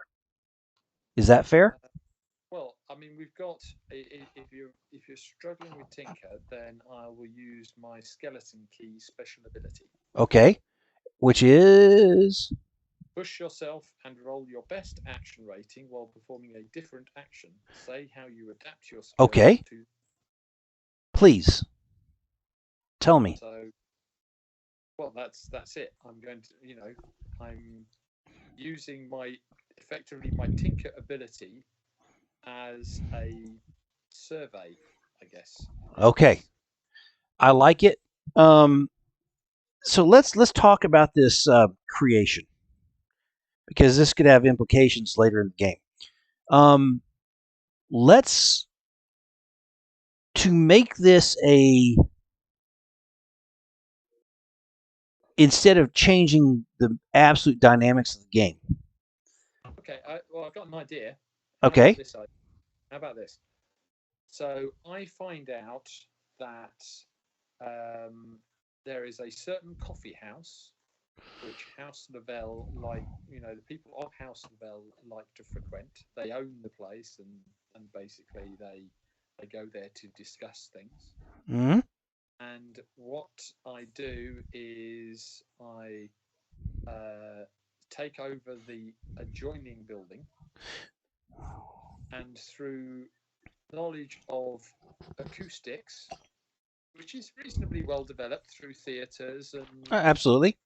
concert halls and things like that, create effectively like a whispering gallery. Got it. Effect. Okay. So, I like it. I was tempted to try and force that into a 2-action thing to discover where they go and then do the technical piece. Well, I'm already spending a point of stress, and I'm happy if you spend that point of how about we do this? I'm pushing myself, so it's actually 2 points of stress. All for it. Go. Yep.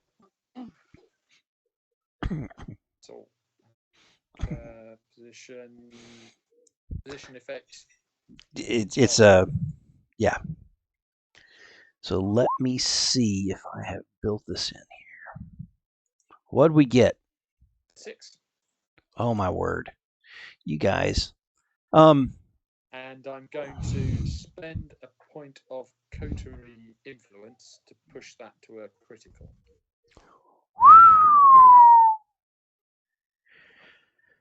Okay, get ready to take notes.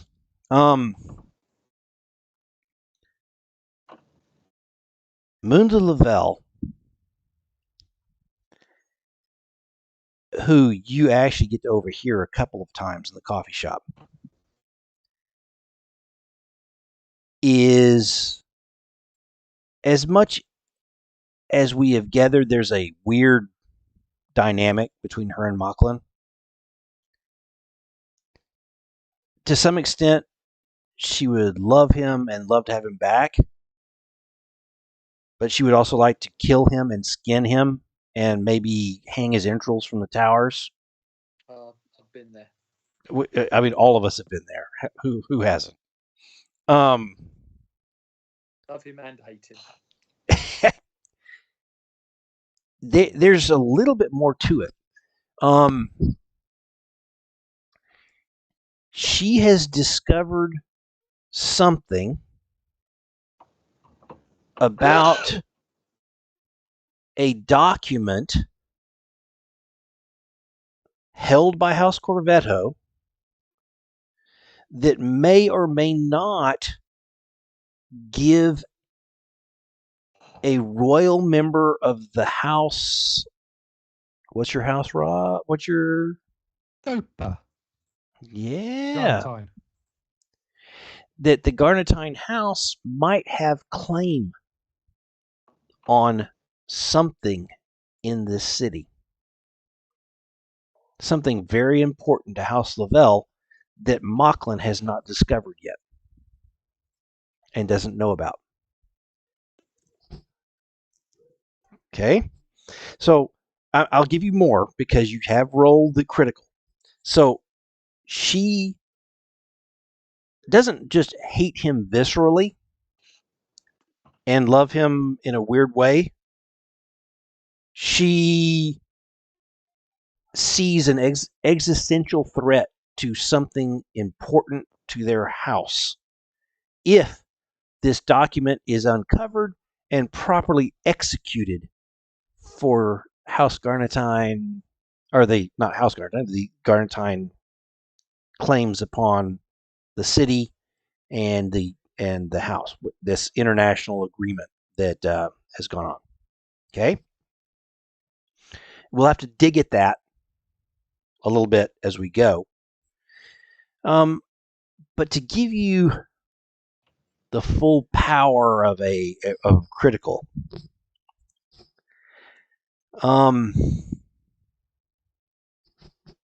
let's see here.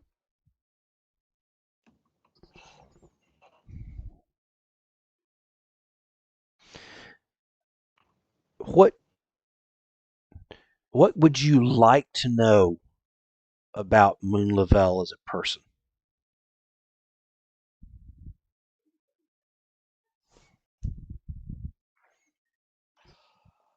I don't really want to know about her as a person. I want to know what is her next plot. So Okay. No, that's fair. We've got that's a lot fair. of information, but what is she's obviously going to try and do something with this information. So she wants to discredit, destroy Mocklin so that if this document is ever executed, there's no one to receive the benefits. And her clock is towards you are here we go. Here we go because I'm giving a couple of things here. She is directly responsible for a couple of things. One, she was the actual perpetrator behind the scenes of the supposed attempt of Almari on Tita de Corvetto.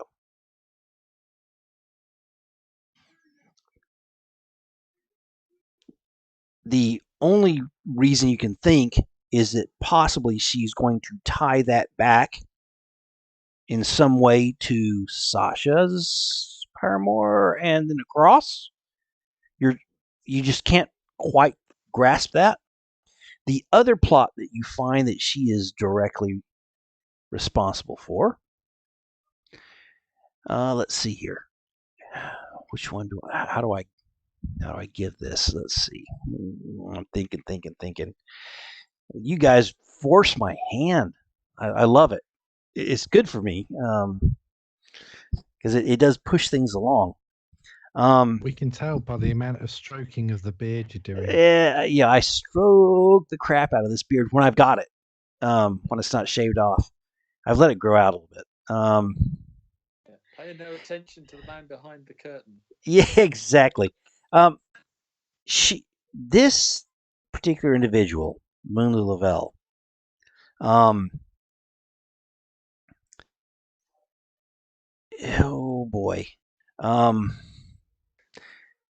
she is absolutely 100% behind the monkey plot.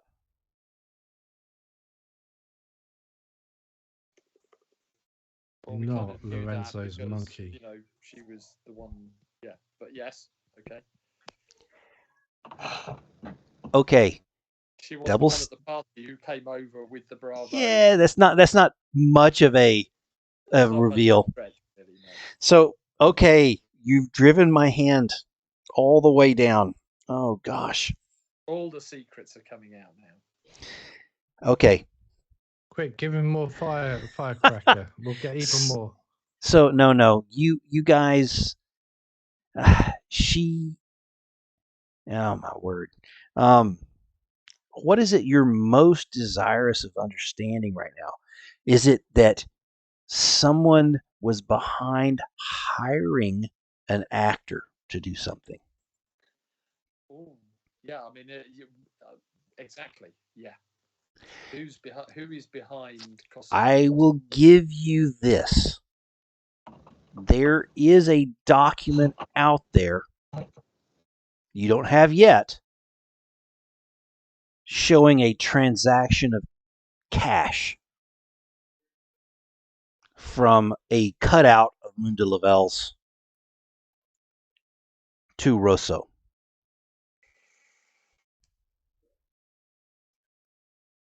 She's the mastermind behind everything.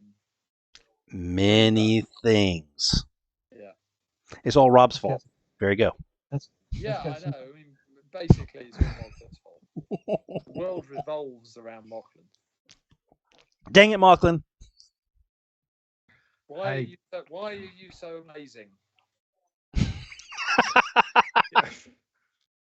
You've either got it or you don't. I mean, you are amazing at tailored suits and things like that. Me, I just slop them on any old way and just go out about And my business. piss off And super people love powerful me for women. people love me for my simpleness. That's exactly what you got out of that, Pete, is Yeah, people love him. yeah, he's very Marmite. People either love him or hate him. No, I am more marmalade. Everyone loves me. So that was a big reveal. That was a big one. So That was an action Well done. well spent, I think. yeah, Of course, yeah. now that buggers up what I was going to do because it sounds like I've just taken inspiration from what you just told me. Curse you, GM. I love it. Okay, sorry. Sasha, So go ahead. that No, was no, my first action. no, please, Pietro. No, that was my first action. Very, very good. Sasha, we've learned stuff. You've learned this from Pietro before you do your action. Fair enough? Okay.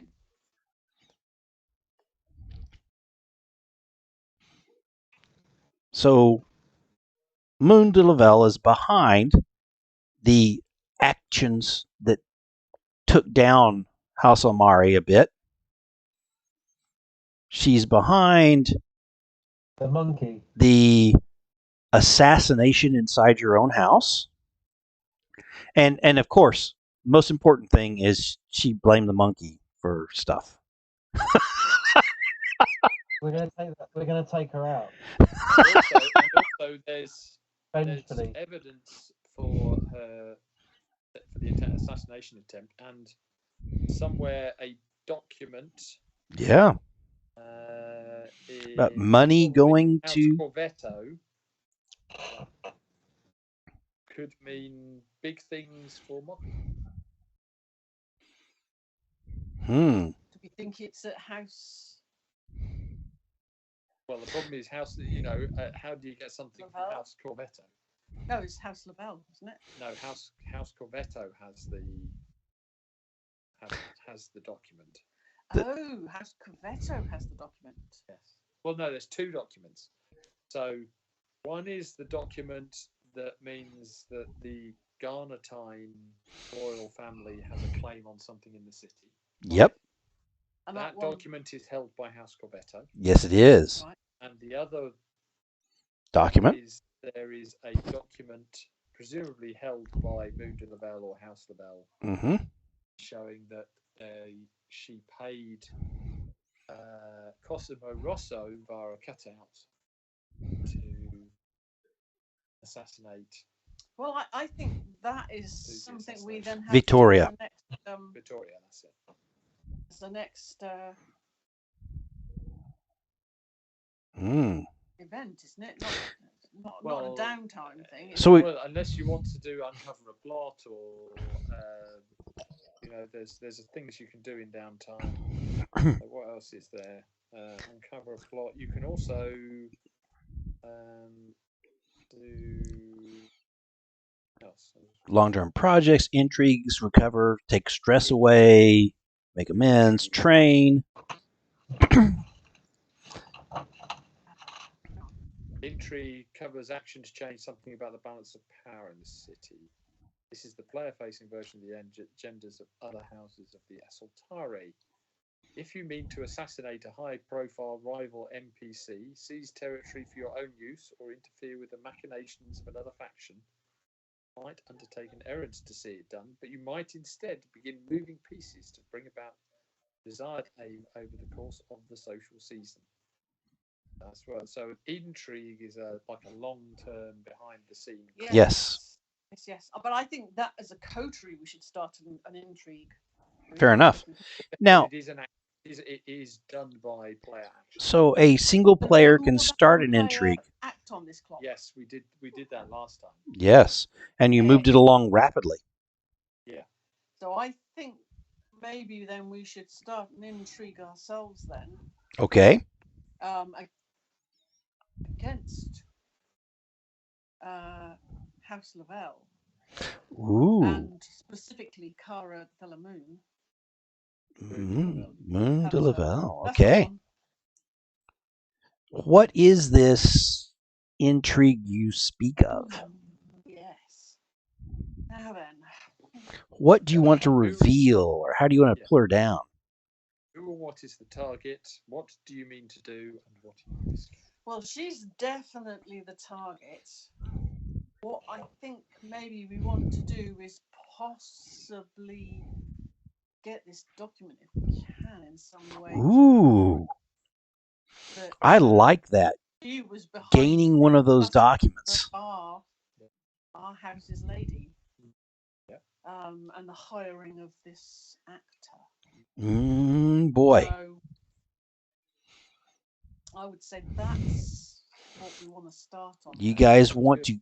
What I'll give you is, if you do the long-term action, instead of giving you the document, I will give you the location and everything to make it where it's a doable action to go get it. Okay. Is that fair? Yeah.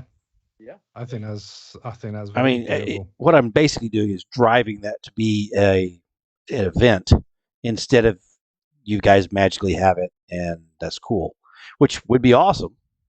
But your thoughts, are you happy with that? Or, I mean, if you want to spend a bunch of stress or if you want to spend a bunch of your influence, we can just skip through that and move to a point where you guys may have that document and we're trying to do what you want with it. So your call on how you want to take the story. This is joint fiction we're putting together that's fun. How do you want to play it? I think we should be taking it to an event. So basically taking it to the information we need that basically gets us to an event. She's thinking. That's good. Take back the document. Yeah, I mean, Either that or my audio went away. If you're gonna, oh, sorry, did you not hear that? I can't hear you actually, Pete. You can't hear me at all? Now I can. I think my arm rubbed on my stupid volume thing. I repeat what everybody said whilst you're off. No, don't. So please don't, Rob. Are you sure? No, I'm simply going to say no. We're happy with the thing to force it to go to an event, and are you happy with that? Really? If you're saying that a straight, I mean, if you want information gathering role to find out the location of the document won't work. No, I'm not saying it won't work. I'm saying if she wants to do this as a uncover a plot, and she wants to, if she wants to go with what she's got now. I thought I was going with an intrigue. Oh, sorry, the intrigue. She's got a lot of okay. I mean, an intrigue is normally a bigger thing. It is. As it says here at the bottom here, if it's something that a single person can do, yeah, you can handle it just as a regular personal long-term. Yeah. So I an intrigue would normally be a bigger thing affecting a house, I think. Yeah. I like that. I'm trying to make a good call here. I think I mean, I like the fact that it leads to I think maybe it's more gather information, so maybe it okay. is more of a plot, so that we can then go to an event where Okay. we basically Let's box. I would love to see how we basically handle. I like it too. House Lavelle. Get this Oh, document. I love it. And that's going to be an awesome story. Yeah, like that. So let's box her in to where you guys are pretty sure where her stuff is.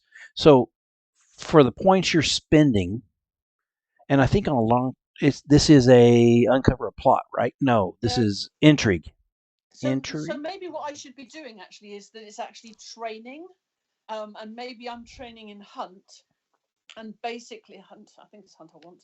Let me just check on that.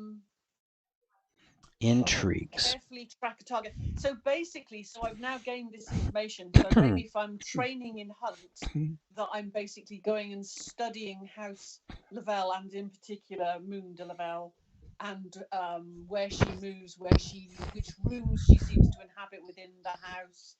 What are going to be the most likely places that we're going to find her secret stash of stuff?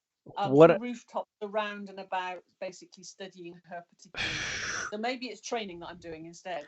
So what I'm going to do is I'm going to cut through that, and I'm sorry. What I'm going to do is I'm not going to give you the double tap of training plus intrigue. What I'm going to say is you will start a long-term clock that is a racing clock against what she is doing. This racing clock for you, and you don't know what hers is an 8-part clock. This clock is to discover where she is keeping this document to get to it. And it's more than that. It's where's the document? What's the security like?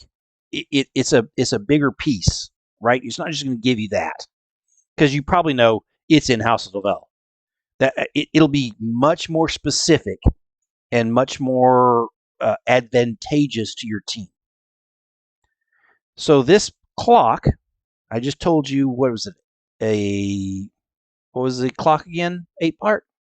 8-part clock, yeah. 8-part. So she may or may not have a 6, 8, 12-part clock to move towards either destroying the document or using it or her ledgers go somewhere else, or she's alerted that there's an issue.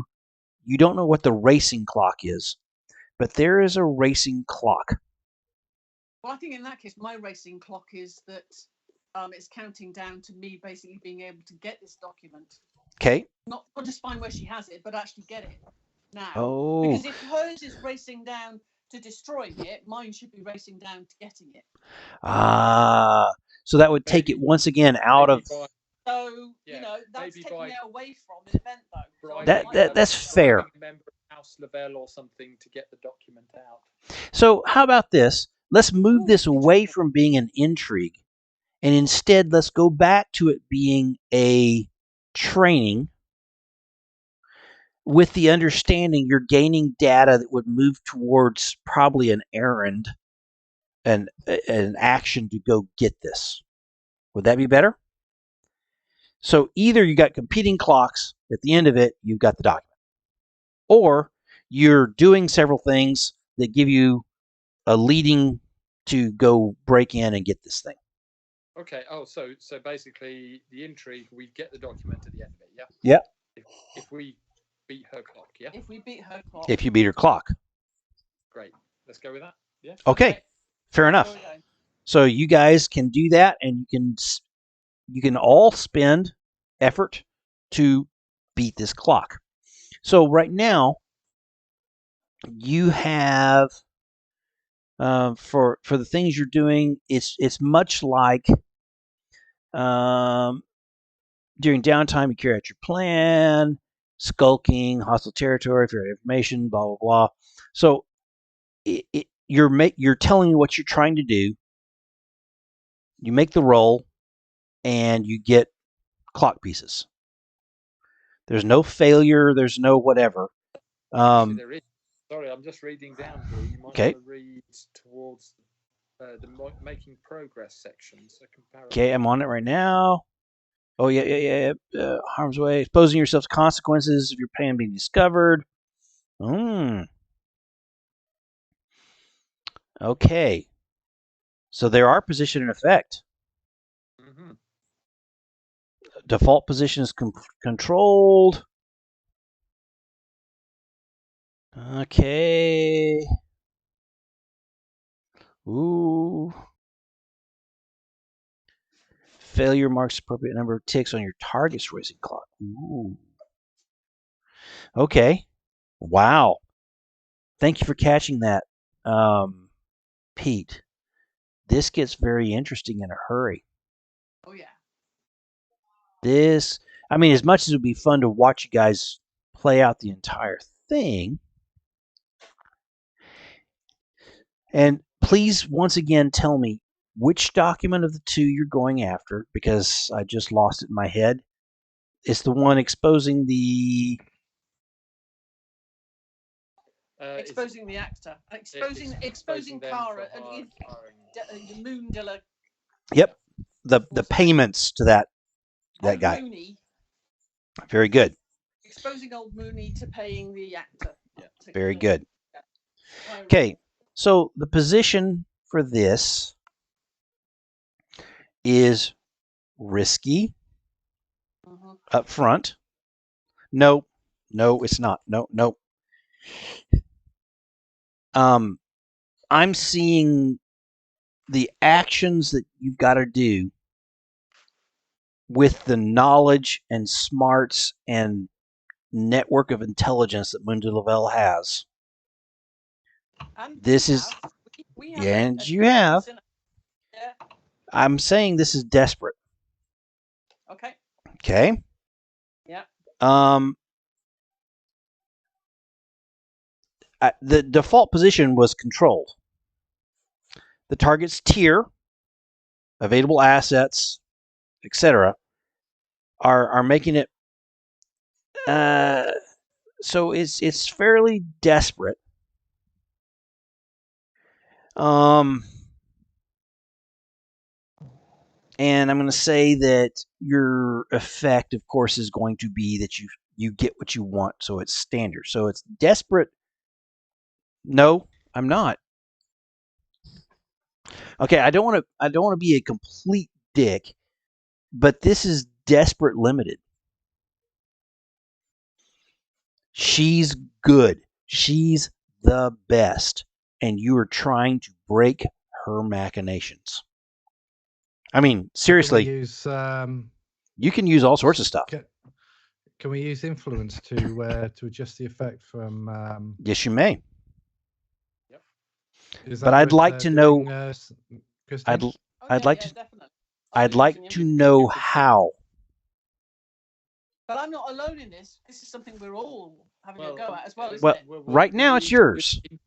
Yeah. So yours is the action. So my action is obviously to discover where it is I feel within the house she has this. So I'm basically on the opposite rooftop, studying the house, studying her movement, trying to get as much information as I can to accurately basically get us in there into the right room, to the right place. Very at the good. Right time, and she won't be there. So what skill are you using in this Okay. I'm carefully tracking a target. I like it.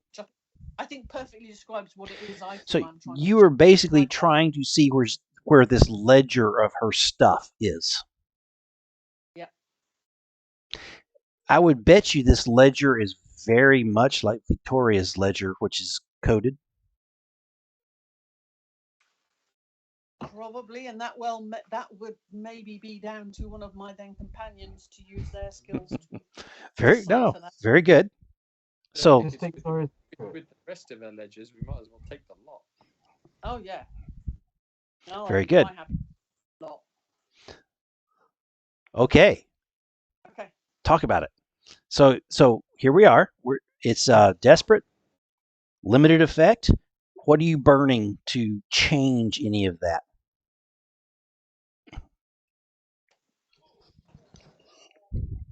Well, I'll be burning stress definitely. Do you want to burn stress when you've got influence to go here? Oh, I'll be probably using influence as well to then improve the dice roll because I'm not thinking my dice roll will necessarily be that great. Fair enough. Okay. So I'll probably then be using influence to try and increase the That's fine. skill points of my Okay, dice. so let's do that. So if you'd like to burn two stress per extra die, you may. I think I'll go with one extra die. Okay. Okay, so this is desperate. Limited. Is it So you're limited? going to change it from limited to normal. Well, I could use a point of stress to change it to not to standard, couldn't I? Yeah. Yes, you can. And also use another 2 points of stress to gain an extra die. I'm happy. Go ahead. Yeah. Or use influence. Point of influence instead. So 2 points of stress and some influence. Yeah, I'll use. I'm definitely going to be using For some 2 influence. I think. dice. 2 changes. Yep. And burn down that influence. Yep. Okay. So influence down as well. Yep. To gain an extra. Is that right? To gain an extra dice? No, the influence will change your position. And I'd like to know how the influence change the position. Yep. How does it? I know we're burning time in a hurry. How do you how do you use that influence to change that? I'm using the urchins and the Absolutely. Bacon to basically give me the best placing to be. Okay. Even be in their properties sometimes. Absolutely. Basically. You're covering all the entrances and exits and every window that's open. Fair enough. Yeah. Okay. Let's make this roll. That's to submit that, and I've got one extra dice from this. Oh my! 2 6s. Don't forget, Christine, when you finished, flames erupt into wings out of your butt. Yep. You've got to set that. How many guys are. How many pieces do I clock for that? You guys are freaking killing me. So I think if you look at long-term clocks, it says, what is it? A critical gives you, is it 4? It might be 4. I think it is. I think it is 4. Absolutely. So let's call it 4, and if you guys can find something different. So you're halfway up your clock without any problems so far. Well done. I mean, that's pretty impressive. Pretty impressive. Sorry. Okay. Monty, what is your first activity? And we're at 9:40, and you guys have each not all had your first one. Oh crap! We spoke before about the decoding of the book. Yes. Victoria's book. Yes. And it was after the session when we mentioned about starting a clock. Yes. Do we have any points in? Do we have any No. segments of that clock? Okay. So No. clock. Okay. Would you like to work towards that? You'd like to study and try and get some. Very good. So more just segments in that clock. Because there may be clues in there. I don't know what Victoria's collected, so if I can get. Are intrigued, wasn't she? Yeah, absolutely. Now, what did I say? In there. Yeah, what did I say in Discord was the number of segments on that clock? 8. I think it was 8 clock. Did you put that on your character sheet? I can do. I wasn't sure how many. That's why I wasn't sure how many bits we'd got. If it was just an empty one or No, it's empty. So if you want to put that on your character sheet, and then tell me which skill you're using, and let's go. And I'm going to say that this is not risky. It's control. You've got the book. There's, if you don't get it, it's the stuff that's in there might bite you in the butt, but you don't know. And it'll be a standard effect. What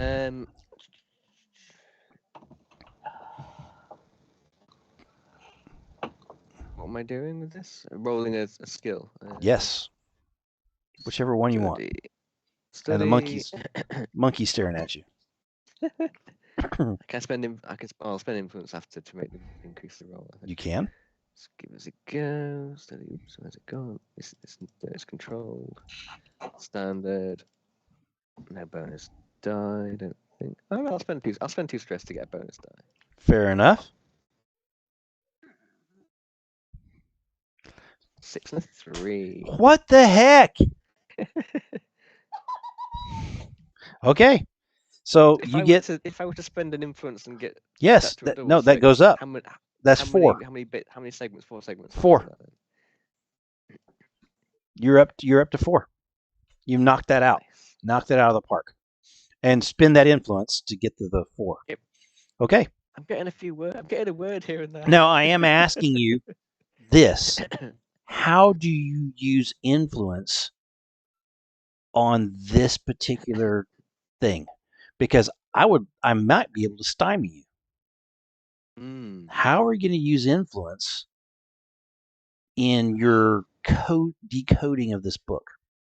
Now you might have all sorts. Maybe you know a codesmith in town. Maybe you know someone that knows an ancient language. Maybe I'm all good with any of those you tell me. But I just like to sort of know for the fiction, what are you doing that gives you that extra edge on this decoding? He's going to go and talk to his positive contact, his arrow contact, Frankie the locksmith, who also deals in protective mechanisms for safes and that kind of thing. Potentially could has had dealings in this sort of thing, encoded items and locks and combination sort of styles of very good to apply that sort of logic to the okay as well. So in your discussion he drops a couple of crumbs about some things blah blah blah locked, this is coded, whatever his crumbs are that you pick up on in his various things that he does, you translate them in that vast brain of Monty's into goodness as you're doing the decoding. Very good. Okay, those are those 4. Mocklin. Yes, sir. Let's have your first. Now, okay. actually, before you start, everybody, we're at 15 minutes to 10. So let's let Mocklin do his piece. And what I'd like to do is force you all to just take a training for your second. Because we're out of time. Is that fair? Can I take a remove stress? Yes, you may. Mocklin, what are you doing for your first? Okay, so am I about when Pietro mentions about... Oh, you can do that. Yeah, go ahead. Right. Okay. So I can't remember quite how the whole hospitalization thing works and what have you. But basically, I come out of hospital. I'm de-stressed. Okay. However, I now have another scandal against my name. Yep. Which is I'm faithless. Ooh. Okay. Because I felt that was more in fitting because I was kind of forced to have to overindulge in the stress to be able to clear everything. And even though I repeatedly said I can't, you can have one or the other but you can't have both right now. I was kind of forced to. So therefore, that's affected my willingness to trust other people that I don't actually know. Mm, So that's why I picked the faithless one, because I thought that was more in keeping with what happened within the theatre. okay. Okay. So I've gone for that. Now, character wise, I was going to go for fascinate. Okay. Okay. As a special ability. But if Pietro mentions the moon thing, then I would more than likely go for scrying instead. The scrying Ooh. doesn't have any benefit to the coterie, whereas the fascinate does. Okay, and both would be in keeping with the way that I've got Mocklin running around the city, causing chaos and mayhem, and also sowing the seeds of love. Okay. Okay, within his own gauche parameters. Okay, so yeah. So do I know of moons of basically everything that you've told Pietro? I would assume Pietro's told you, but I'll wait. Yeah, no, I've told you. Uh, Assume, So assume that let's Pedro. pause this for 2 seconds as I ask you a couple of things, Mocklin. Okay. Deep, deep down, do you still care about her?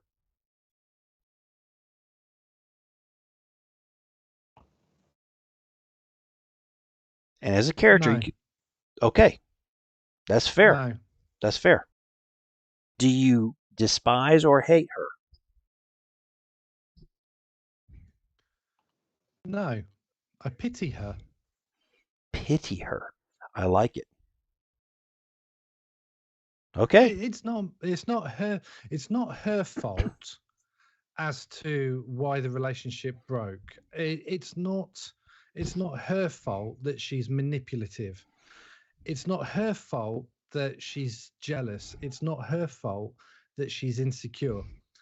Those are all the things that her family has put upon her, and definitely the house that she's with. She was a nice person before she joined the house, Mm, and that's what changed her. And that I'm sorry that's why I'm with a cocktail Ruby. waitress, Yeah. because she's as common. Sorry, love, I don't mean to talk about you behind your back. She's as common can be. She is down to earth, and that actually helps me to stay grounded, because otherwise my flights of fancy would go all over the place, I love it. and I think Moon was trying to control me because she knew that I've got a royal connection. Okay. Okay, so I hope that answers your question. It does. Thank you. Excellent. Right, so vindictively I'm thinking scrying, Okay. and fuck it, why not? I'm going to take a point in scrying. I So love I'm it. going to take the scrying ability. I love it. Right. Okay.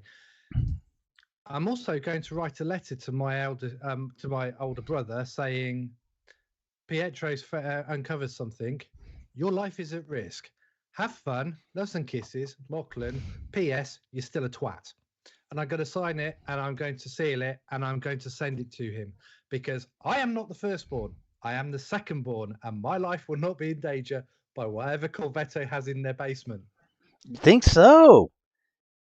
Where does okay? Well, my family will, so I've let them know. Okay, Fair enough. what they do with that, and yes, I am going to pursue. No, I'm not. Think about it for Okay, so this is one of those moments where Mocklin is conflicted, and you can clearly see that he's conflicted. Does he do right by the family, or does he do right by the house?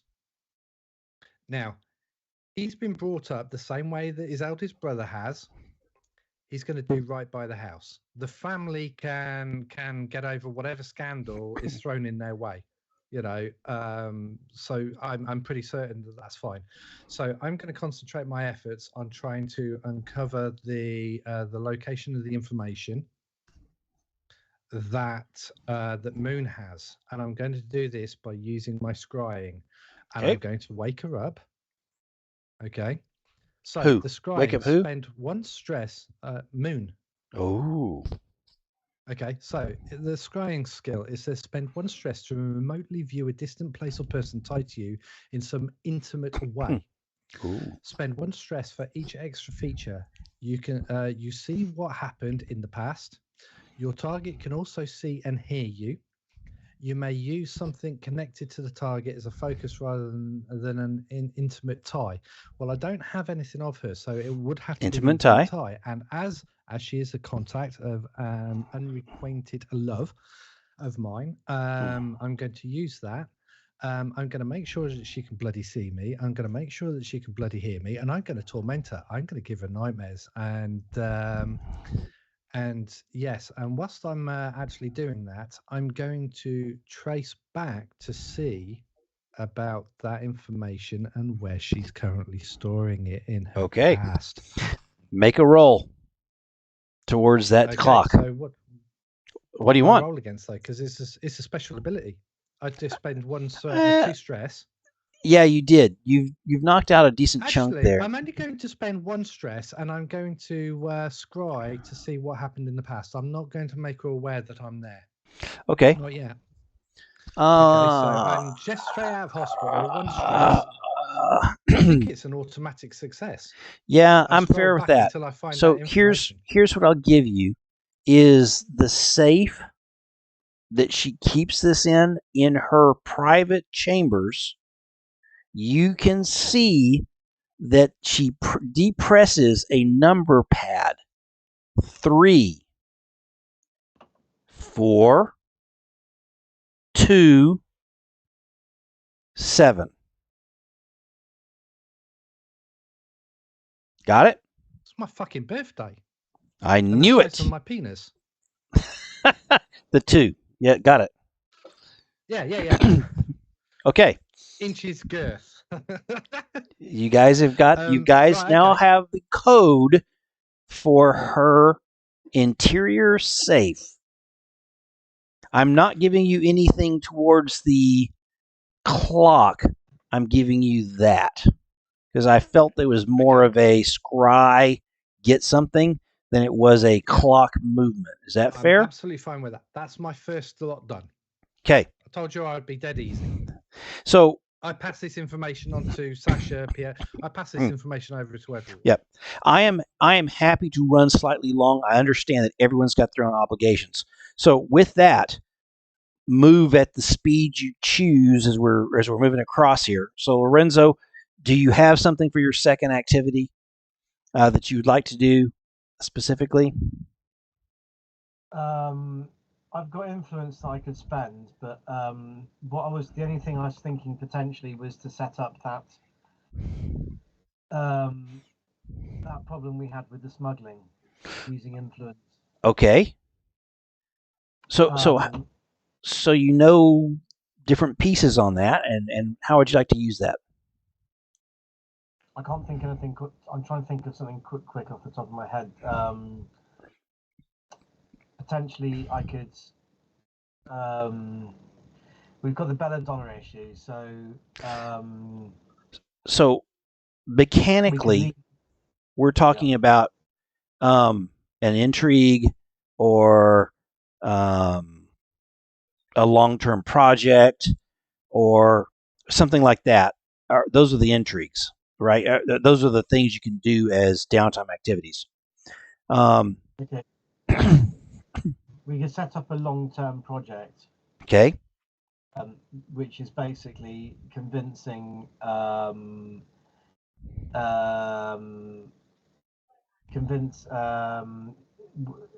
trying feeding this information back to the house that originally had the apothecaries by Okay. by a number of different people mention it to them.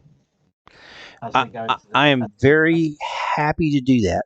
On your character sheet, there's a way to put a clock at the bottom.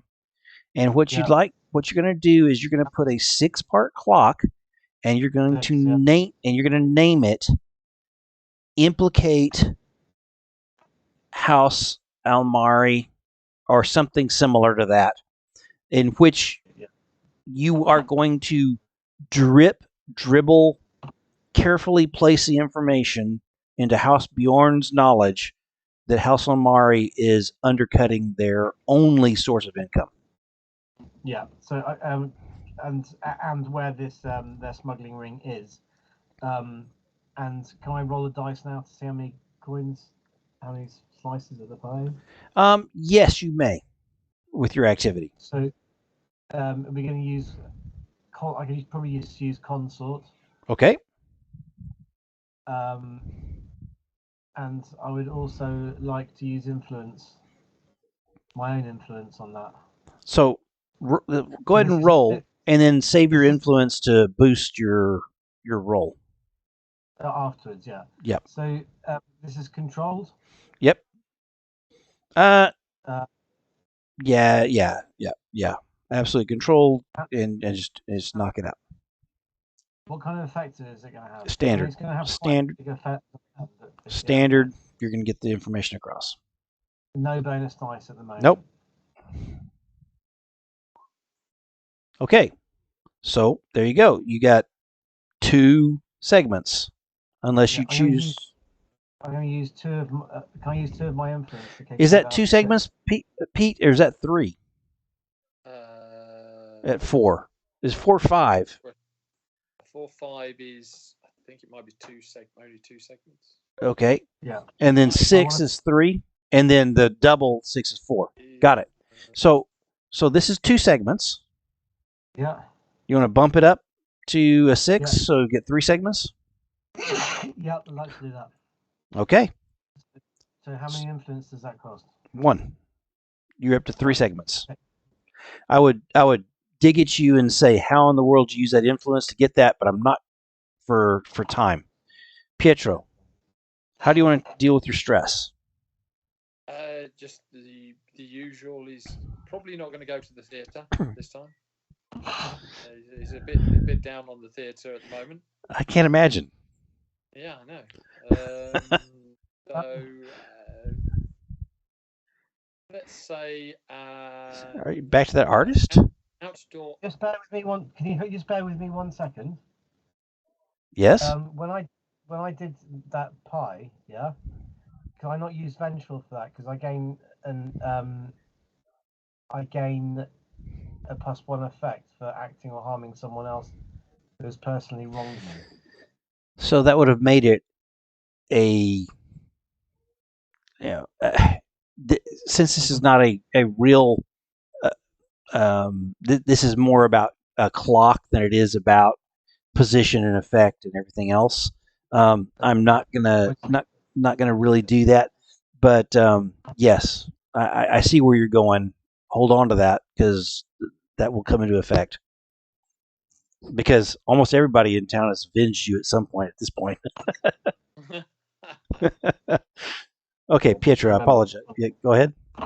Okay, so going to reduce stress. I mean, I may still want to spend on another action, but are we going to do that next week? We can do that next week, or depending on time, etc. Let's quickly. Well, I'll do it. I'll do it tonight. So I'm going to use sway. What I'm looking for is a member of House Lavelle. Not a member, a servant, a disgruntled servant. Okay. Oh, sure, the lady has plenty of those. Who, yes, maybe a lady's maid or something like that, who has access to her chambers. Okay. Who I could give the code to her safe to. Ooh, my. Who could then steal her papers. Okay. Let's work on that. Setting up the theft. Absolutely. So how do you want to go about that? Will that count down on the intrigue clock? Yeah, that's it. That's what I'm doing. Let's do that. Let's do that. I love it. Let's do that. Wonderful. and you're using sway. Okay, so position. It, it's risky and standard. And let's see what happens.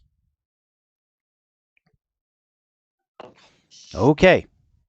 Well, I mean, it is what it is. So there is a chambermaid who. I'm going to before you rule Okay. on that. I am going to spend an influence to push it up to a 4/5, if that's okay. Very good. Which gives you 2 more towards the clock, leaving only 2 left. Is that correct? That's right. Okay. So instead, this is the personal maid of Moon de Lavelle.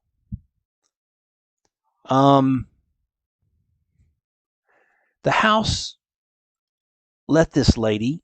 What's her name, Pietro? Name is. Yeah, Constance. There we go. Constance. I like it. Constance has been with the house for a while. She has served for numerous people in the house before she had a disagreement with the head butler.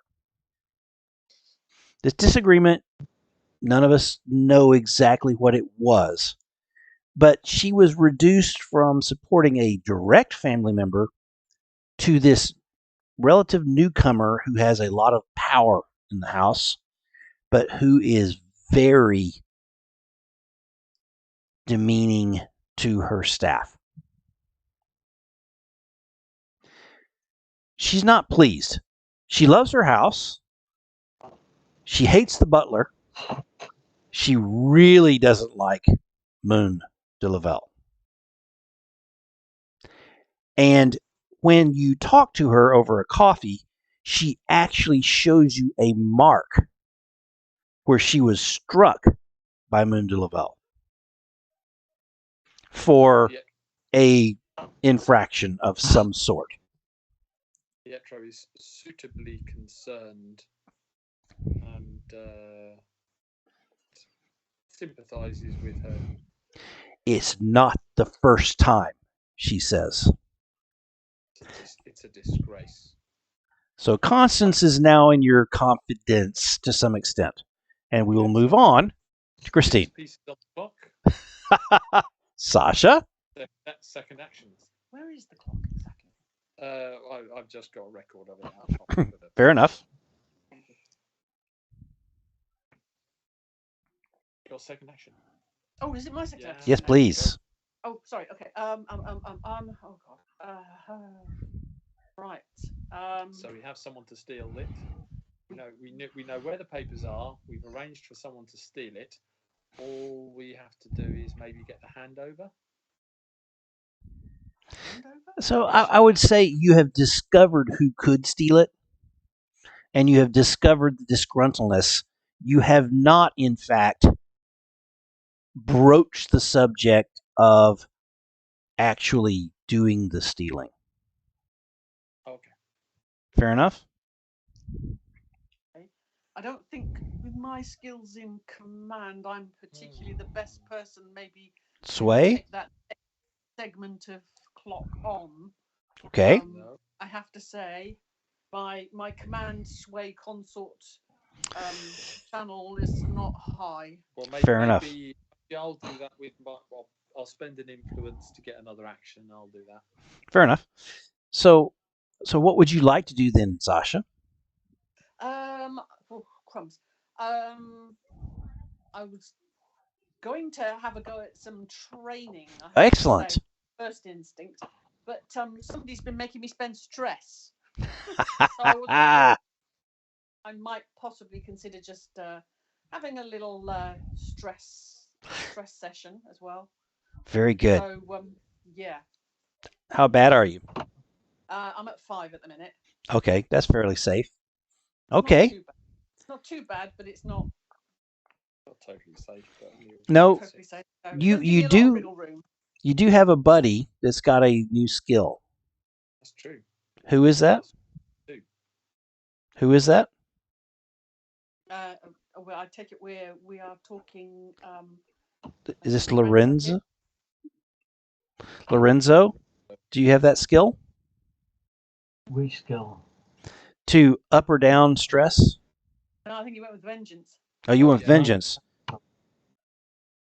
Was there someone that did the up or down +2? Oh, not so much. Darn. Okay. What do you do for your de-stress? I think my de-stress. I think it is going to be. I think I'm going to have a little bit of indulgence in some gambling I like it. Okay. to de-stress a little bit. Most of the gambling houses are down in the Rose District. Okay. Yes. You are sitting at a baccarat table. Yep. What are you wearing? Something quite casual, Ooh. loose-fitting Okay. trousers and shirt, basically very feminine still, silk. I'm learning a few tricks from Pietro here. Very good. Yeah. The others Casual. at the absolutely. The others at the table are fairly well dressed. This is a higher stakes hand. It has gotten a little bit out of hand on the betting. Okay. We're moving towards the culmination of this hand. And what I'd like you to do is make your roll. So this is just a D6, isn't it? It is based upon your lowest overall skill. So body, mind, or spirit. Well, that would be good old command, which is just a 1. Well, no, it's not command. Remember, it's the 3 at the front of that column. 3 at the front. So if you look at your character sheet, and I'm going to run down to it really quick. I know we're running low on time. Blah blah blah. Yeah. If you look at your here, got to scroll over and go up. So you see body, and there's a line down the front of it. You have 3 in body. If I ever ask you for a body roll, you'll get 3. Uh-huh. You have 2 in mind. You only have 1 in spirit. So you will roll 1 die. Right, okay, so 1 die, yep. Yep. 1d6, yes? Yes. Didn't see it on the screen. I will rush back across to see what it was. Wow. Why did it roll twice? I don't know. But sadly, you only get one of the ones. Yeah, the hand does not go as you would have liked. You got the thrill of the hand and everything else, but as you watch the coin go away, even though coin doesn't mean as much to you anymore at this point, It really doesn't. the lady who was before becoming a part of the house goes, ugh, watching that scroll away into the house's coffers. And as a result, you only ditch 1 stress. Fair enough. Indeed. Monty. Better than a poke in the eye. Monty would like to continue this book. Decoding. Okay. Deep in the code book. Very good. So what are you going to roll? Study. Okay. It's not his best roll, but hey, everything brings up everything starts filling the clock. That's not a bad thing. Indeed. And I'll where's it got? It's behind the page. Okay. Controlled, standard. Yep. I'll put some more stress into get another die. Mm-hmm. Boy, you guys are stressing like crazy. I love it. before we even go on an errand next time. 3. 1 and 3. Okay. Woo! So Influence. Push it up. okay. Convince one. So you get 2. If you use the influence, you're now to 2 segments you can put in. I've got 3 lots of influence I could spend. Would you like to spend another to go up to 3, which would be a 6? Or would you like to spend 2 more influence and go all the way to a critical and get? Yes, and that would fill the pie. So Okay. So you have burned through that influence. How did you use influence once again to dig at this? Can I just, in our coterie, special abilities, care and patience, each PC adds +1 action rating to either tinker or study. Oh my gosh. Did you guys do that? When did you guys do that? Oh no, that adds the No. the dot, didn't it? Right. Yeah, that's the dart. Yeah. That's the dots. Yes. Okay, yeah. We've already applied those. Yep. Correct. Good thought. Good thought. So Monty's going to go to the is there a library or some sort of? Absolutely, the university has several big libraries. Yes. So I'm going to go into there and look into coded messages and wartime combat sort of. I mean, it's maritime distress, that sort of things as well, and try Okay. to put together different systems of very good patterns. But how is influence used for that? So I'm looking for. So here's what I could say is you have influence with the minor houses, right? Mm-hmm. So this is the university. So let's say you expend influence to get into those libraries. Yes, because some of them possibly are sensitive. Absolutely. They may be Absolutely. Guard and very good. I love it. Yes. You've done it. And I think you said you have filled up that clock. Mm-hmm. Yeah, that's 8 or 8. When we come back next time, we'll talk a little bit about what's in that book. Find out what we've discovered. Okay. Macklin, you're second. I want to help Sasha with her noble quest of fucking Moon Up. Very good. Okay. What are you going to make the roll? So, I'm going to. I have no idea. I have not thought that far ahead. What we need right now is for somebody to convince this. Go ahead. Convince the maid to steal the documents and hand them over to us. So we need somebody who's good with spirit, has maybe some sway, command, or something to basically push her over to the helping the dark side, shall we say, as in us. I love it. Okay, I'll go and speak to the maid then. Sasha, where do you guys isolate the maid? Where is she? Is this the same coffee shop that she goes to? Yeah, we're at the coffee shop. Very good. Let's say the 3 of you guys are at the coffee shop and Constance comes in. Constance. So Constance holds her shoulders back and is erect. She has her buttons are 1 button too high on the collar,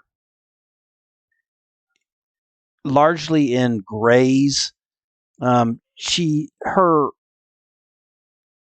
tokens to the house colors are largely a ribbon at her throat that's pinned to the breast of her lapel. I apologize. And she had a cap, a small flat, not a flat,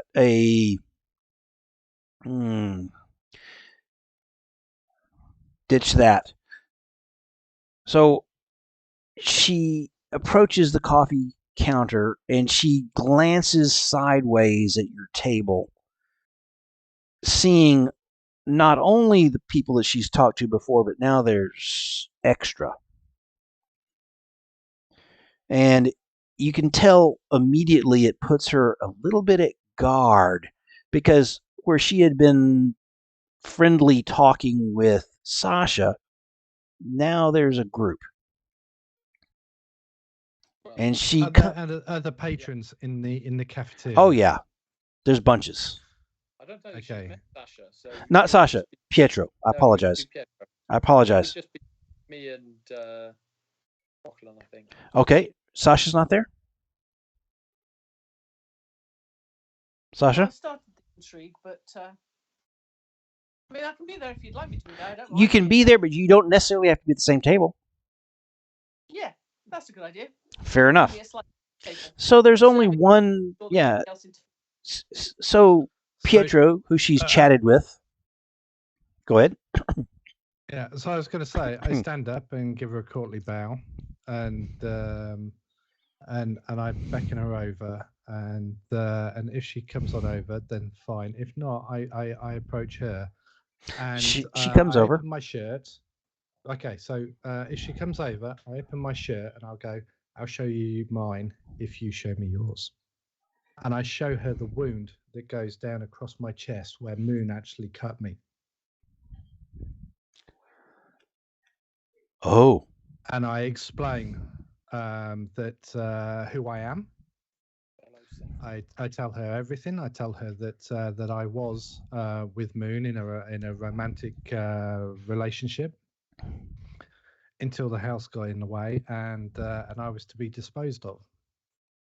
Wow. I use the sway to try and convince with the words that I'm saying, and I'm going to shove a fuck ton of influence in behind it. Fair enough. Let's do this roll. I love it. I like your approach. How many influence can I actually use? Hold on to that until you've Okay. you can burn it all. I don't care. I'm not setting a limit on it. So you guys are going to get what you want out of this. It's just going to cost you a lot. So let's make that. 10 coterie influence. Ooh, okay. But I do want to know how the influence is used, right? So Well, it influentially. I have a suggestion. Okay. Which is that basically we're going to set her up outside of the house. She's going to resign. Oh, you're going to give her. And we're basically going to, we're going to give her set her up with a nice, comfortable life outside of the city. That will definitely take a decent chunk of stuff, but you know what? That's not a bad thing. Let's see the roll to fill the clock. Okay. And then where am I to? Risky? Yeah. Risky, standard, let's do it. Okay. Any Pietro, have you got any stress at the moment? Would you like to take some stress to level up with myself and Sasha? I've already got 5 stress, unfortunately. So. Oh, fuck me. Wow. Okay. And we haven't burned that yet. I mean, I would say make the roll, and then we can spend influence to boost it. We've only got to boost it to a 4 or 5. Yes. Okay. 4 or 5 is all we need. Yeah, so you may not even have to buy her dice. apartment anywhere.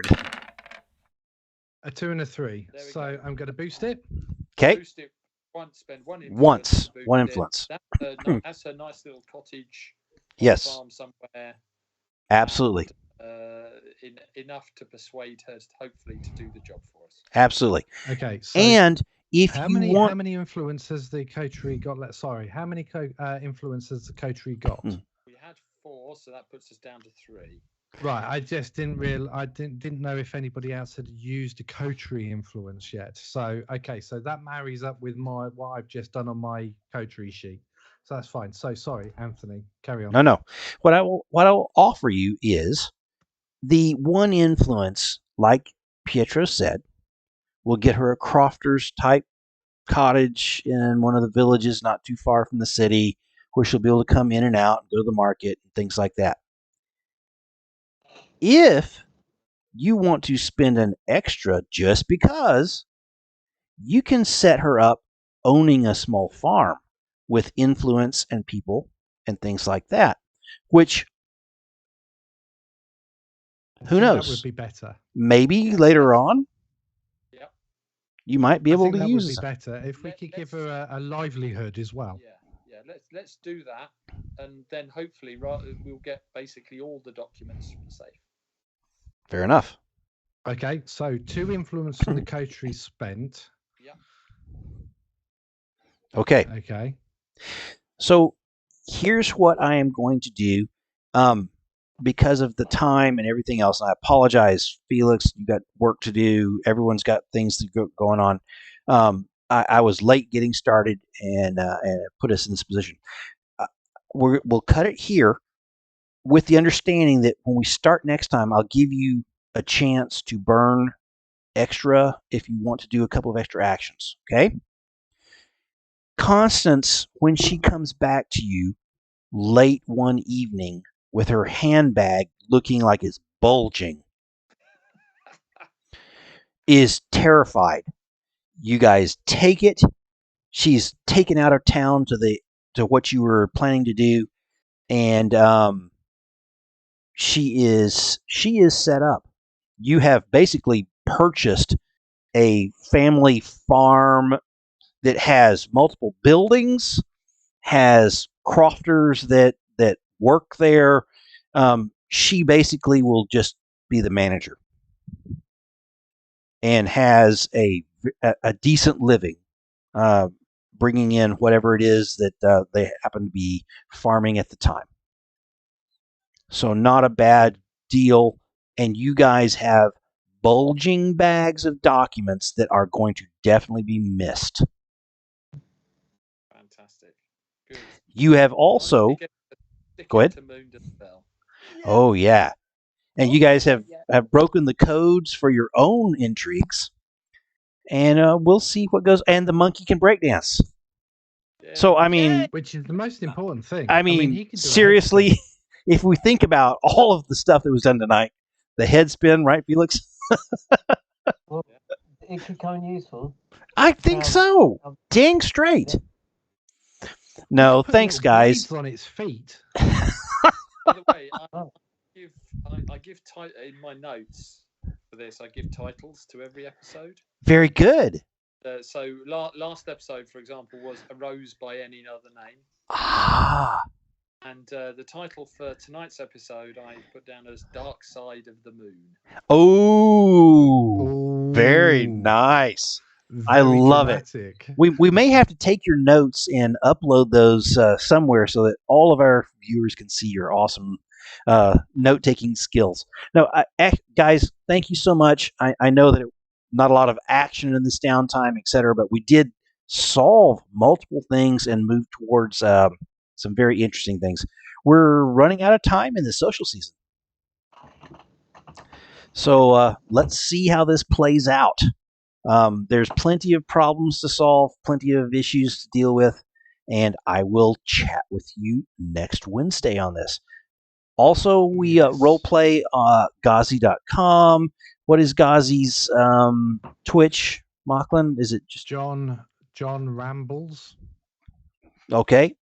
So there's some. We're playing some D&D on there. That's we're playing Spelljammer, doing some really amazing things, except for the last 2 episodes where I screwed everything up by being an idiot.